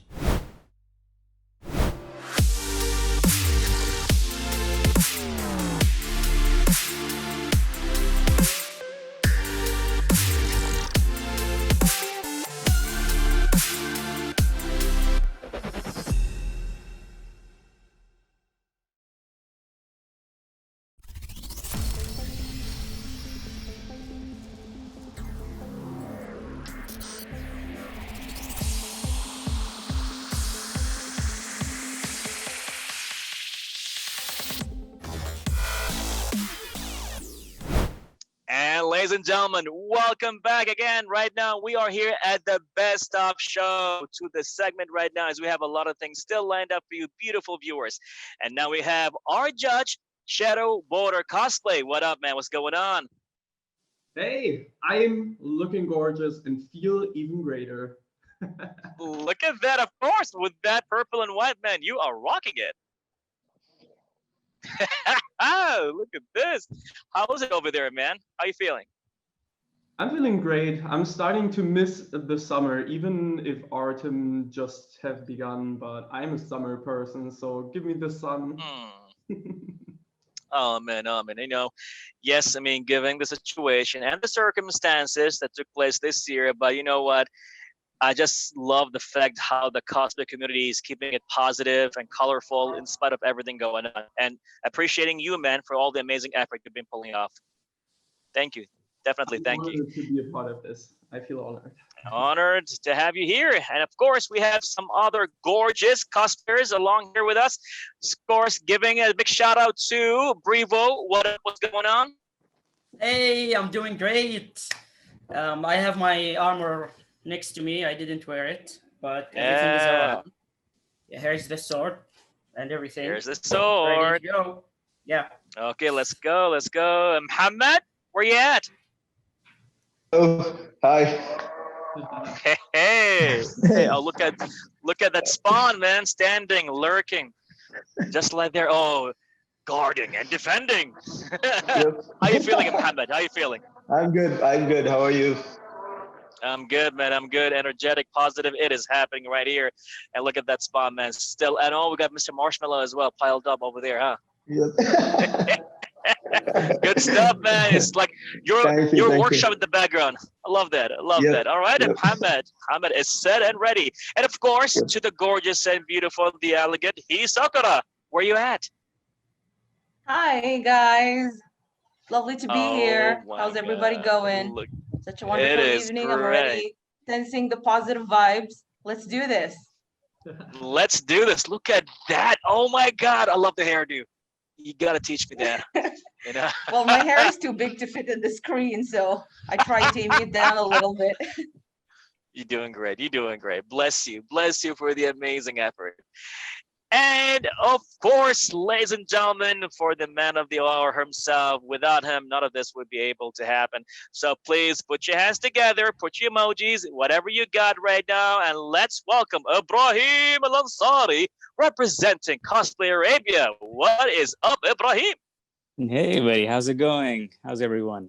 Good. I am currently wrestling my kitten away from my neck. So that's all right. So if you guys want to see, this is the one who was rescued look at that.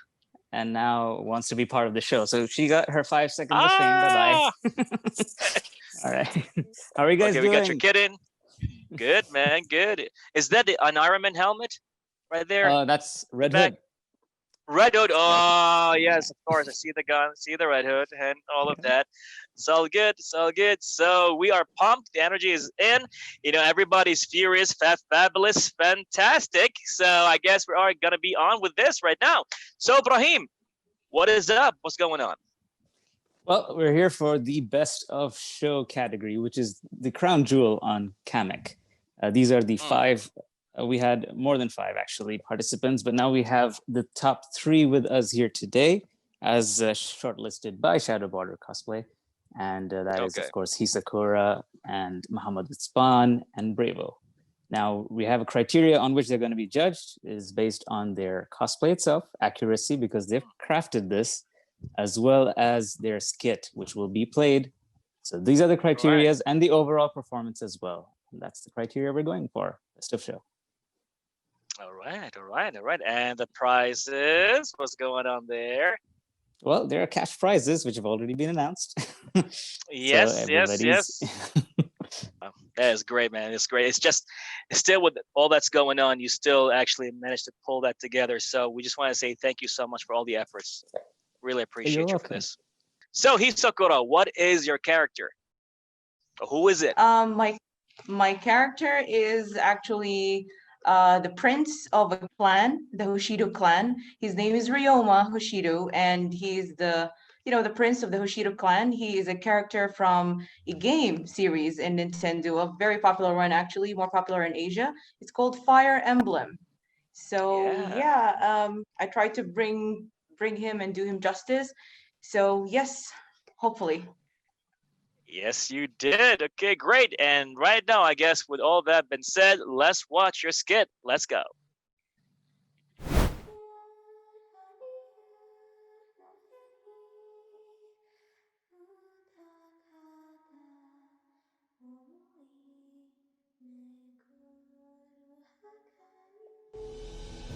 Crown Prince of Nor, give us what's ours, or we will rain carnage upon you.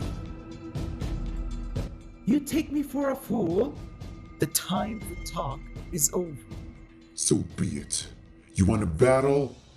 I'll give you one. Come and join the countless fools who have fallen before the power of my blade. Let's do this! Amazing. So now, Mr. Judge, shoot in. All right. Okay, I prepared a few questions, and the first one, I will just go off the list. The first one is, do you have your like own techniques or something that you use for cosplay or for achieving the goal of making the cosplay? Well, actually, the first I'm really proud of the fact that I've tried casting, like sculpting, molding, and casting for this costume. It was my first time doing it, but it was pretty much enjoyable. It's actually part of my job and what I do. So I thought, like, why not use techniques I used to use in my job way back in the clinics? Because I'm a doctor and I do molding and casting with certain prosthetics you use for patients. So I'm like, how about we combine these two together and perhaps we can come up with something much more cleaner than usual. So yeah, it worked out. I use it to cast the tiny details, like the ornaments on the jacket, like both the front and the back, and as well as the leg piece, and it came out pretty good, as well as like uh the sword shaft itself. It was all casted and molded. So I like the way it turned out, and I think I'm gonna be relying more on casting in the future, like no going back to regular techniques anymore. So yeah, that's one thing I really liked about doing this Okay, I love cosplay. the energy. I love it. What would you say was the most difficult part for you in that cosplay? Well, first of all, I always say that the wig is the hardest part because there's a love-hate relationship with wigs. It was really hard achieving this volume, but I'm not totally satisfied. But I would say it's okay. But I would say the toughest part for me technically was the headpiece itself. Like the headpiece was difficult for me because it's a 3D-ish structure, and I'm not very familiar when it comes to 3D programs and 3D printing. So I really wanted to use like traditional techniques, like to make it from foam and from scratch.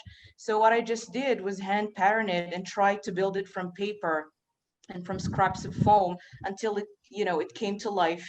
And then I repatterned the whole thing again, and then it came to life. I guess, yeah, as well as the proportions were a little bit tough to figure out, especially I'm a female, so it's really hard to build this muscular build to Bryoma, the character itself. But I think it worked out pretty well. Absolutely agree. So why do you choose this cosplay? Well, to be honest, I usually choose my cosplays on depend if I connect with the character emotionally. So it's very rare for me to choose costumes that I like by design. So this character was a plus for me. It was 2-in-1. I connected with it emotionally, and it has deep meaning. And it has a lot of elements, like it has some sewing going on, it has some foam smith, it has details, and it has a lot of wig work going on as well as makeup. So I'm like, let's choose this. And what really made me choose this was me and my sister love Fire Emblem, and she played the game and she was trying to get me into trying to hook me up with the game. So I think I started reading about the characters and I researched deeper than her actually, and then I kind of love them. So I'm like, hey, let's try to get into the characters so I can understand the characters more. And that's the story of my life. I usually cosplay characters before I even watch the anime or series or even play the game. So once you get that connection to that character and how they feel and their own shoes and their own clothes, once you watch the anime or movie, it's totally different. You just feel like you're part of that character. It just feels different. So try that method, you know. Just try it. It's really good. All right. So is there a specific part you're absolutely the most proud of? In my costume, let's see. I'm totally in love with the ornaments, like these little babies over here. I'm totally in love with them. They're detachable too. Come again? What are they made out? The material? They're made of foam and resin. So the ornament itself is made of resin. It was casted and poured with resin. And then the ornament itself, like the border and the base itself, was just made of foam. And I attached it, yeah, I attached it to the fabric itself with the magnet sheets. So it's easily detachable when you want to wash your jacket itself. Oh, that's smart. So yeah, and I'm in love with the wig, of course, as well as the jacket. Can I say I love them all? Yeah, as all, when I say you truly created a masterpiece there. This is thank you. It's so cool. So for the painting, is there any specific painting techniques you use, like airbrush or brushing, classic, and why? I actually used 3 techniques when it comes to painting. So the first one is I just did basic taping, primed it like with spray paint, and then the base color, the red color, was spray painted directly, and then let it set and oxidize so the color would get a little bit darker. And then afterwards I used airbrush to like kind of finish a little bit of the details, like the gold ornaments and the edges. And for the shading as well, like I'm not sure if it's really visible on the camera, but there's a little bit of shading there. I used the dry brush technique. So I don't know if you call it a technique or not. So that's 3 techniques there. And yeah. All right, let me just finish my, okay. What do you use for priming? I actually used 2 types of primers. All of them were spray paint. They were different. One was like the regular rubber base spray paint, which was Plastidip. And then there were other areas I just used the regular primer as a base color, and then I just had to top it off with Plastidip to give it like much smooth. And then for the sword itself, using the primer Plastidip in the regular peel coats didn't really give me that very smooth surface, especially for the gold parts, because they created this microstructure, so I didn't really like it. So what I did was I had to spray it with a sandable primer. Like you have to spray multiple layers and build it up. It becomes really thick and it obliterates and it omits the details, but you have to resand it again to bring out those structures. So it was very smooth, and then that's where I sprayed it with gold. So the gold really pops up. Okay. All right, Mr. Muhammad, who is your character? My character is Hellspawn. He is a soldier sent down from hell with an invincible suit to capture all the souls and stuff. Sounds like a fun job. Yep. All right. Now, that being said, let's watch your skit. Let's go.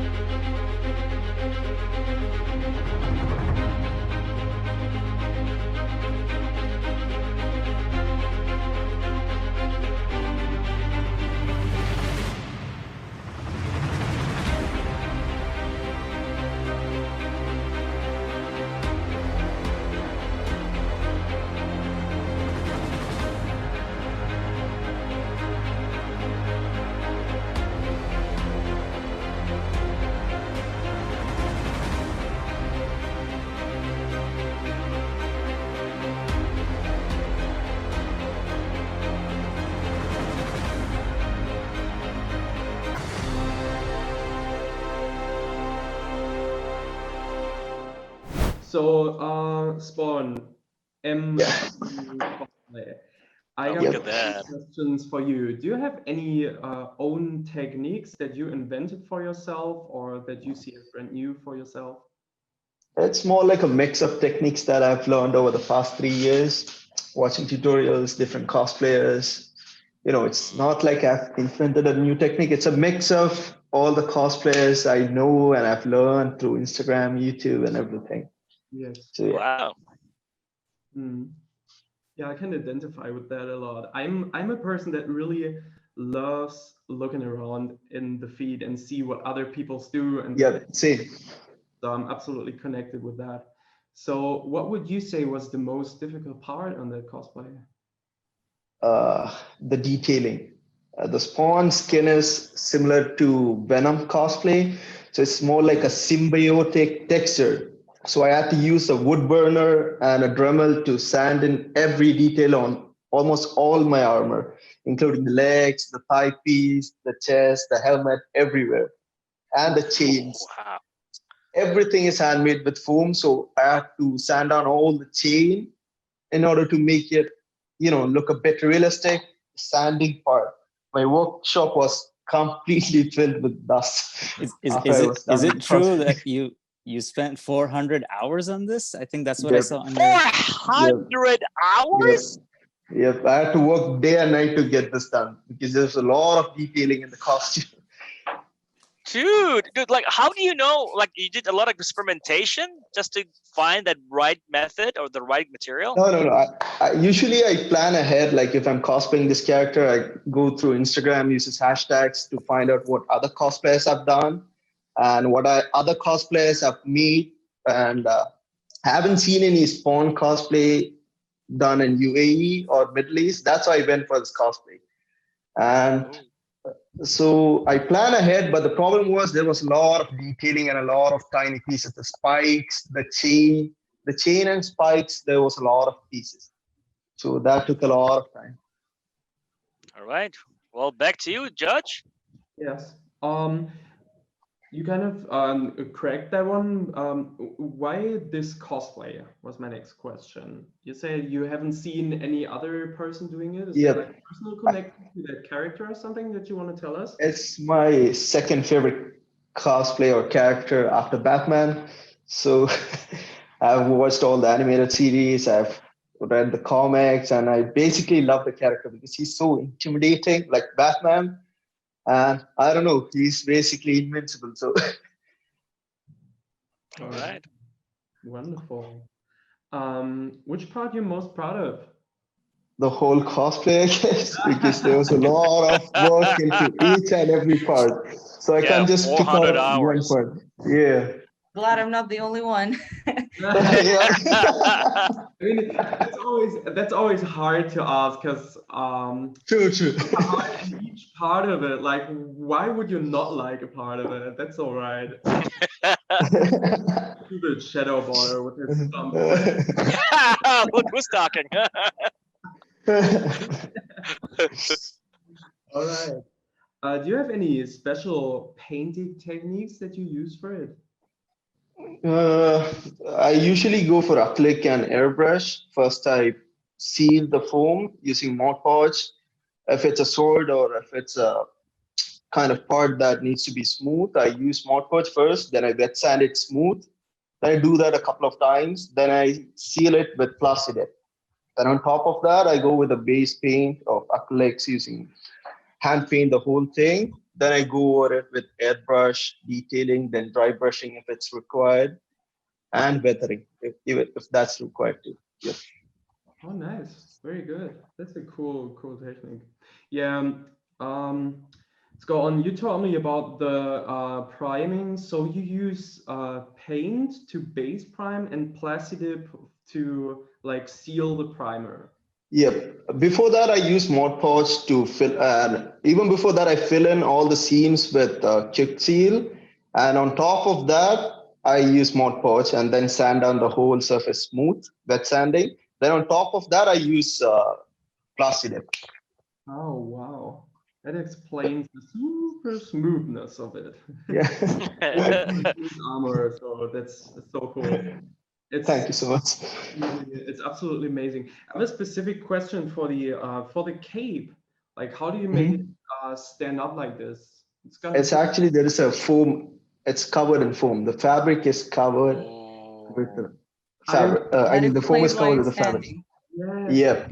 remember it. I was impressed how you sprayed all of that. Like I was seeing it and thought, if I would do this, it would be a mess. He's turning it up. Absolutely glorious. I love it. So cool. Thank you. Absolutely. Wow, man. All right, Brevo, what up? What's going on? Good. Good. So who is your character?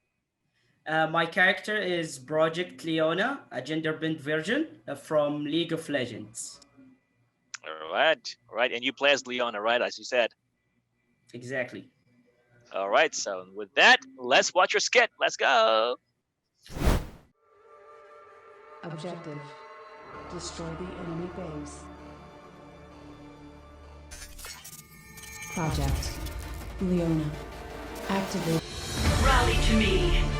They will be sundered.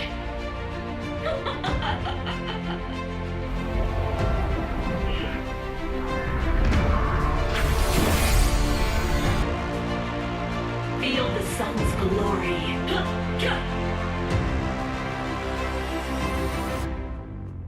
Only the worthy will survive. Don't stare directly at me for too long.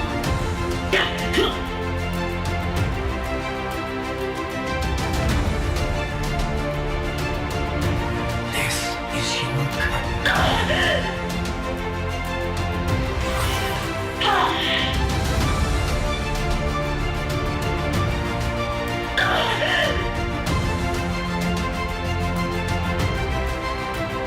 Twilight fades.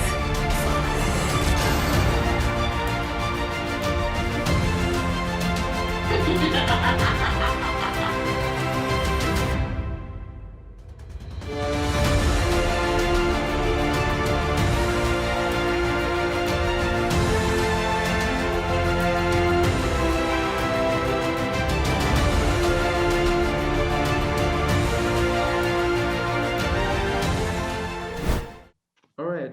Briavo. Is that right? Briavo? Brevo. Brevo. Beautiful. I like Bravo too. That sounds nice. That's a very satisfying name. Like it's a very cool name. Thank you. Yeah, there we go again. Do you have own techniques that you use for it? Nothing special. This is the first time I actually use acrylic sheets.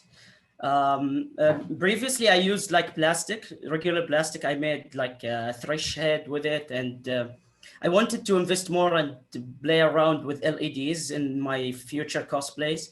So I started with the normal thresh, with the green lantern and everything with LEDs. So this time, I'm actually like proud that I made this one with the shield and sword that I have here. It's all made out of acrylic and translucent foam in the middle, the one that comes in the boxes when you buy a new TV or something, and of course sandwich between the LEDs. So that's actually like the only new skill I added to my old skills and techniques that I used to do through the years. Oh, very cool. What was the most difficult part? The most difficult parts was the proportions because I finished the entire armor and I wasn't trying it on while working on it. So when I put it on, I actually looked like a penguin. I don't know why. Everything was so big. Yeah, literally. It's all good. It's all good. It's because you've been working out a lot, man. Yeah, so I had to actually like work on my body and actually change some stuff in the armor, make some pieces smaller. That's why, like, I have some seams here that I cut it.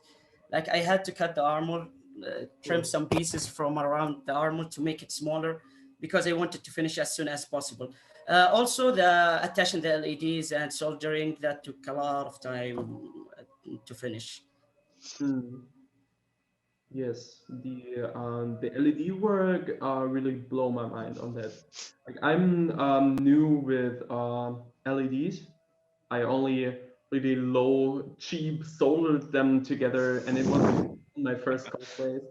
I got more into it on my Genji cosplay, for example. I worked with Arduino and on my Zenogri. So I think LED is a really awesome skill. I have respect for that. Absolutely. Thank you. 1 second. All right. Mm, so, why did you choose that cosplay? All right. I always wanted to do a gender bent character, and I was thinking of something like with a huge armor. First, I wanted to do Farah from Overwatch. I don't know, I forgot her name. She has like a huge armor, but I was like, people are getting more into Diva? League of Legends right now. No, it's not Diva. Farah, I Yeah, think her name. this was Ah, Mari.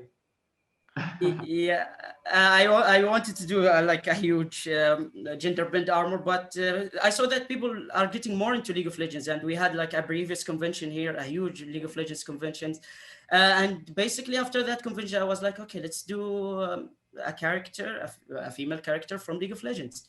So I wanted also to start working on LEDs, as I said before, and I found like the most appealing character for me was like Leona, also because I play Leona in League of Legends. So yeah, that's basically why I chose it. Hmm. So just from my understanding, was it your first time with LEDs, or have you No, worked? it's not. It's actually my like third time. Oh, okay. Yeah. Very cool. So, what are you the most proud of? Of course, the shield. Yes. The shield is what I'm proud of. It wasn't that difficult to do because the acrylic itself was like laser cutted.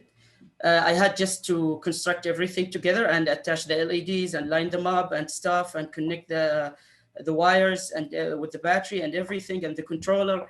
But it's like when I saw it after I finished and everything, I was like super excited.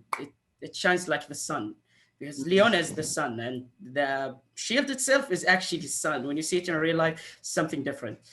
Oh, nice. Son. I have actually seen Bravo's sword in person. It's actually quite impressive. It is I brought quite it to your impressive. office. Yeah, I have seen it. It is very impressive work, especially with the LEDs. We actually switched off the lights and tested out the LEDs over there. Oh man, oh man, So you got your own show. Yep. The perks Oh, of the man. job, I guess. Exclusivity. There you go. All right. Any painting techniques, something special that you used, brush or acrylic, airbrush? I just use acrylic, completely acrylic. I usually go like basic when it comes to painting. My painting skills are not that amazing, but I try to. What I did with this armor basically is painting everything in black for after priming and heating and everything and sealing. I painted everything black. Then I just went with a silver acrylic and then just started shading and adding some dry brush. That's basically what I did. It's basically all just basic acrylic. Yes. Okay. I didn't use any like something special. Great. The priming, how did you prime it? Mod Podge. The entire armor, I primed it with Mod Podge. Full. I didn't use anything else because it was the most available, and we ran out of Blasty Dip, so I had to, just go with Mod Podge. All right. Great. Good. And I'm with my questions. This was some serious stuff, guys. Swear to God, if ever we gonna have a masterclass, I'm gonna have you guys all together just to talk about cosplay and how deep it is. Like, it is crazy to hear that how detailed and articulated you guys were with just explaining how cosplay is, and that's why a lot of people need to understand is that when you walk around with costumes, it's not just you guys coming in and buying off stuff. You actually put your time and efforts. Like, for example, 400 hours, Mr. Spawn, what's up? So what's up with that? It was crazy. It was crazy. And Hisakura, I mean, all the details she had, to the point, she had some shadings on the side and ornaments and the hair and all of that, the volume. It's just major respect to all of you. It's just beautiful. Absolutely. Thank you. What, Finn, do you have anything to say to our contestants? Anything to say? Yeah, I would like to thank you all, everybody, that I can be a part of this. This is totally fun. I was totally excited. And yeah, you all did an amazing job. You lived up this community, even in this bad times where many people struggle with health. We people stay together and show off our work and how much we live for in this difficult times to do something creative and still be connected. So it's just beautiful to see you all here. Thank you. Oh man, you're beautiful. You're breathtaking. Yeah, that's amazing. All right, cosplayers, what you got to say? It was such a huge honor to, to meet or see Shadow Border cosplay. I'm a big fan of his Monster Hunter cosplay and his Genji from Overwatch 2. So it was a huge honor for him to see what I've made. And it was a very good experience to see different cosplayers submitting all their work during this time. And yeah, it was a really good experience and a lot of sleepless nights. Paid off, man. Paid off. Bravo! Yeah, I would just like to thank you all guys for everything. Like during this time, people still kind of sitting at home, things working, but we're doing this. We're having our virtual convention. Ibrahim might disagree with me and he doesn't want to call it as a convention, but I see it as a convention and it's amazing. Like we are having here, Finn, like, I don't know what to say. We're connected more than ever. And yeah, special thanks to you, Ibrahim and Cosplay Arabia, and to all of you, Baraa, Finn, every one of you guys. You are all amazing. Thank you so much. Cool. And of course, the beautiful Hisakura. What's going on? Yo, what's up? Thank you, everybody, for the wonderful time. I'm not sure if you should call my character beautiful because he's a man. Should be manly. So whatever. Okay. So the handsome, good-looking character. Yes, the Prince of Hoshido Army. So thank you guys for being here. Thank you, Ibrahim, for having this wonderful convention. It's convention. It is an online convention, whether you guys like it or not. That's how it is. So thank you. It's been an opportunity. Never thought that I would be, or we would be able to talk to Shadow Border. That's how beautiful the cosplay community is. With cons, with cosplays, with contests, you'll be able to meet people from the other end of the world. It's amazing. I already know Brevo, so I just, it's an honor to meet Mr. 400 Hours too, and the rest of the crew. It is stuck forever, man. Thank you for the opportunity, y'all. Let's enjoy this and can't wait for the results. Awesome. Looking forward for more conventions from Cosplay Arabia, more competitions, more conventions. Big thanks to Cosplay Arabia, man. It was so depressing to sit at home without any cosplay convention. True. It's not about sitting and being depressed. The issue is you have that long to-do list that you want to do, and things you've been postponing the cost plans for like a whole year. But because of CAMEC, we got to move our A's and do whatever we can to finish finish our cost plans. Thanks to Cosplay Arabia and Ibrahim. We moved our A's, we got to our B's, C's coming up. And wait for the Z's. Zoo. Right. All right, and I guess the last remarks goes to Ibrahim, man. Yeah. Regarding the conventions, guys, there's another one coming up in November. Just to let you guys know, since you guys are pretty bored and want to compete. There's another competition in November. Cosplay Arabia is organizing it, so we're good on that front. Regarding this panel and closing this off, thank you so much to our esteemed judge, Shadow Border. Finn has been remarkably supportive from the beginning since I've approached him to be the judge for the Best of Show. So thank you so much. Your cosplays are beautiful. I'm actually going to play some of them while you're talking, just so people can admire your work. And drool over it. Of course, the details and the photo shoots you do are spectacular. The one we posted the other day for your birthday. By the way, happy belated birthday, because it was just your birthday a couple of days ago. Happy birthday! Happy birthday to you! So the one that you posted for your birthday, also spectacular. Blue and red lights at the back. Your cosplay was flawless. I mean, it is such an honor to talk to you, to have you be part of this. I've actually asked Finn to sign off on his judging sheet because I want it. We really want to keep these memories. This is our first ever convention, and we're closing off now. Actually, this is the last thing He said it, in our guys. program. He said convention. Yeah, I know he said convention. Yeah, that's it. It's done. It's done. This was it, ladies and gentlemen. Thank you for watching the Best of Show taking place right here at CAMEC. Don't forget, comments, subscribe, likes, all of that beautiful things. Support us, support the cosplay scene. All right, everybody. Everybody say bye-bye, and we're done. CAMEC off. Bye-bye. Bye, guys. Thank you so much. Bye. So I had a great time doing this little project. It was absolutely fun. So I feel very honored to be the one to judge this category.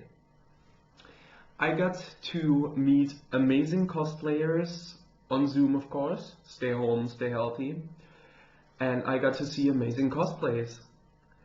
This decision was definitely a rough one. It was a super tough race because all of them did so good and they all put so much work into it and everything turned out so well. But in the end, I had to pick one person for the title. So yeah, let me tell you what my decision was based on. My decision was based on a skit, the presentation in the panel, the techniques that got used on the costume, and the end result, of course. Okay, let's get into it. CAMEC 2020 winner in category Best of Show is... Hold on. Just 1 second. Excuse me. Can I get a glass of water real quick, please? Thank you.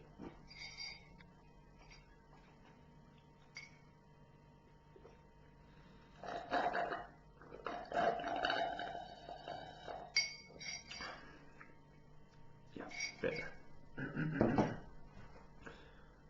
Where was I? Oh, alright. CAMEC 2020 winner in the category Best of Show is... Hey Sakura! I'm so proud of you, Queen. You did amazing, and I'm pretty sure you have a bright future in armor cosplay in front of you. Thanks so much for having me as a judge. I had a great time. Thanks to all the amazing contestants at this contest. I hope you all stay healthy and we see you in future.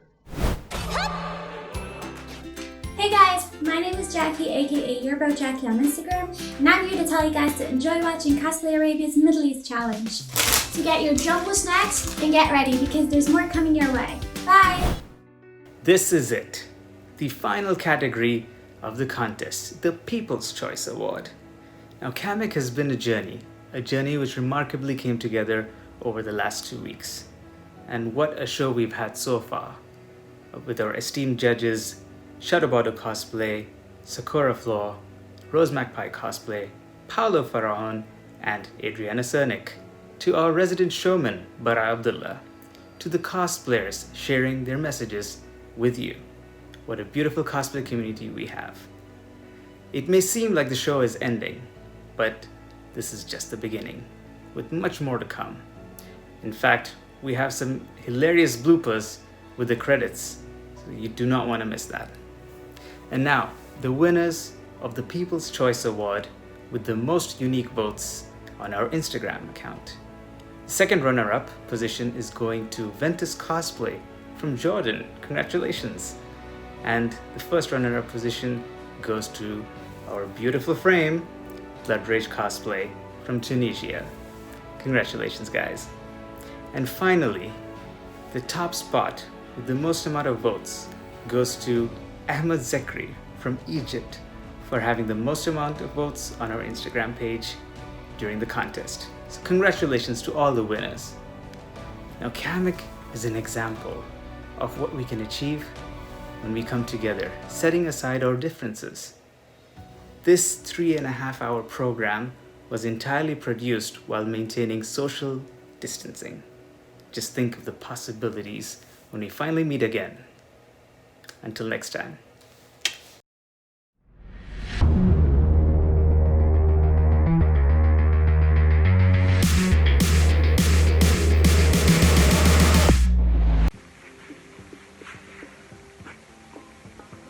Hey, I'm Lubna, aka Cosplay Arabia Middle East Challenge. Hi, I'm Vanity Tunes, aka Reem Haji. Oh no, it's the total opposite because I'm what stupid. I think Blood Rage and his sister are not sisters because they laughed a lot. So We're not siblings. We're not siblings. okay, are you guys together? Did we like mess that up completely? Yeah, that's it. That's Are you finding out what you guys are right now? Oh, this is a lot of pressure. Friends! Wait! He just got friend zoned. Hi, it's Hedy and you're watching. Stop that, delete that. Go. Next person. Okay. Mr. 400 hours.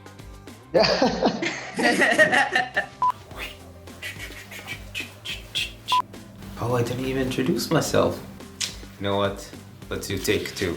Busy reading my Cosplay Arabia Oh, sorry. One more. Hi, it's Hedy and you're... Calm down! This shit! To go to all those different suppliers to find things, you know, as soon as, you know, I can't get my words out. And that is Man. From the moment that you joined I'm just gonna again. I'm afraid you're gonna have to edit this a little Are you keeping up with the Cosplay Arabia Middle East competition? Because if you're not, then you're missing out because these contestants are super duper talented. And the show is amazing. Okay. This is it. Oh God, no, Kitty, no. 2. What? What happened? So what happens when you are awake for too long? Speaking of Cosplay Arabia, are you keeping up with the Cosplay Arabia? Both hands. Sayonara. Baila tu cuerpo alegría Macarena, tu cuerpo sananania. Still do that? Yeah. Let's go back to Barbie. So What Barbie is not the only character in the movie. Barbie and Barbie is Batman. Hey. Oh, it's okay, honey. I'll put my nose in there. Let's go. Let's see. Oh God, I never felt so belonging to a community like this before. Okay. Right? We love you, honey. Come in. We're all weirdos, so we can connect with each other. That's fine.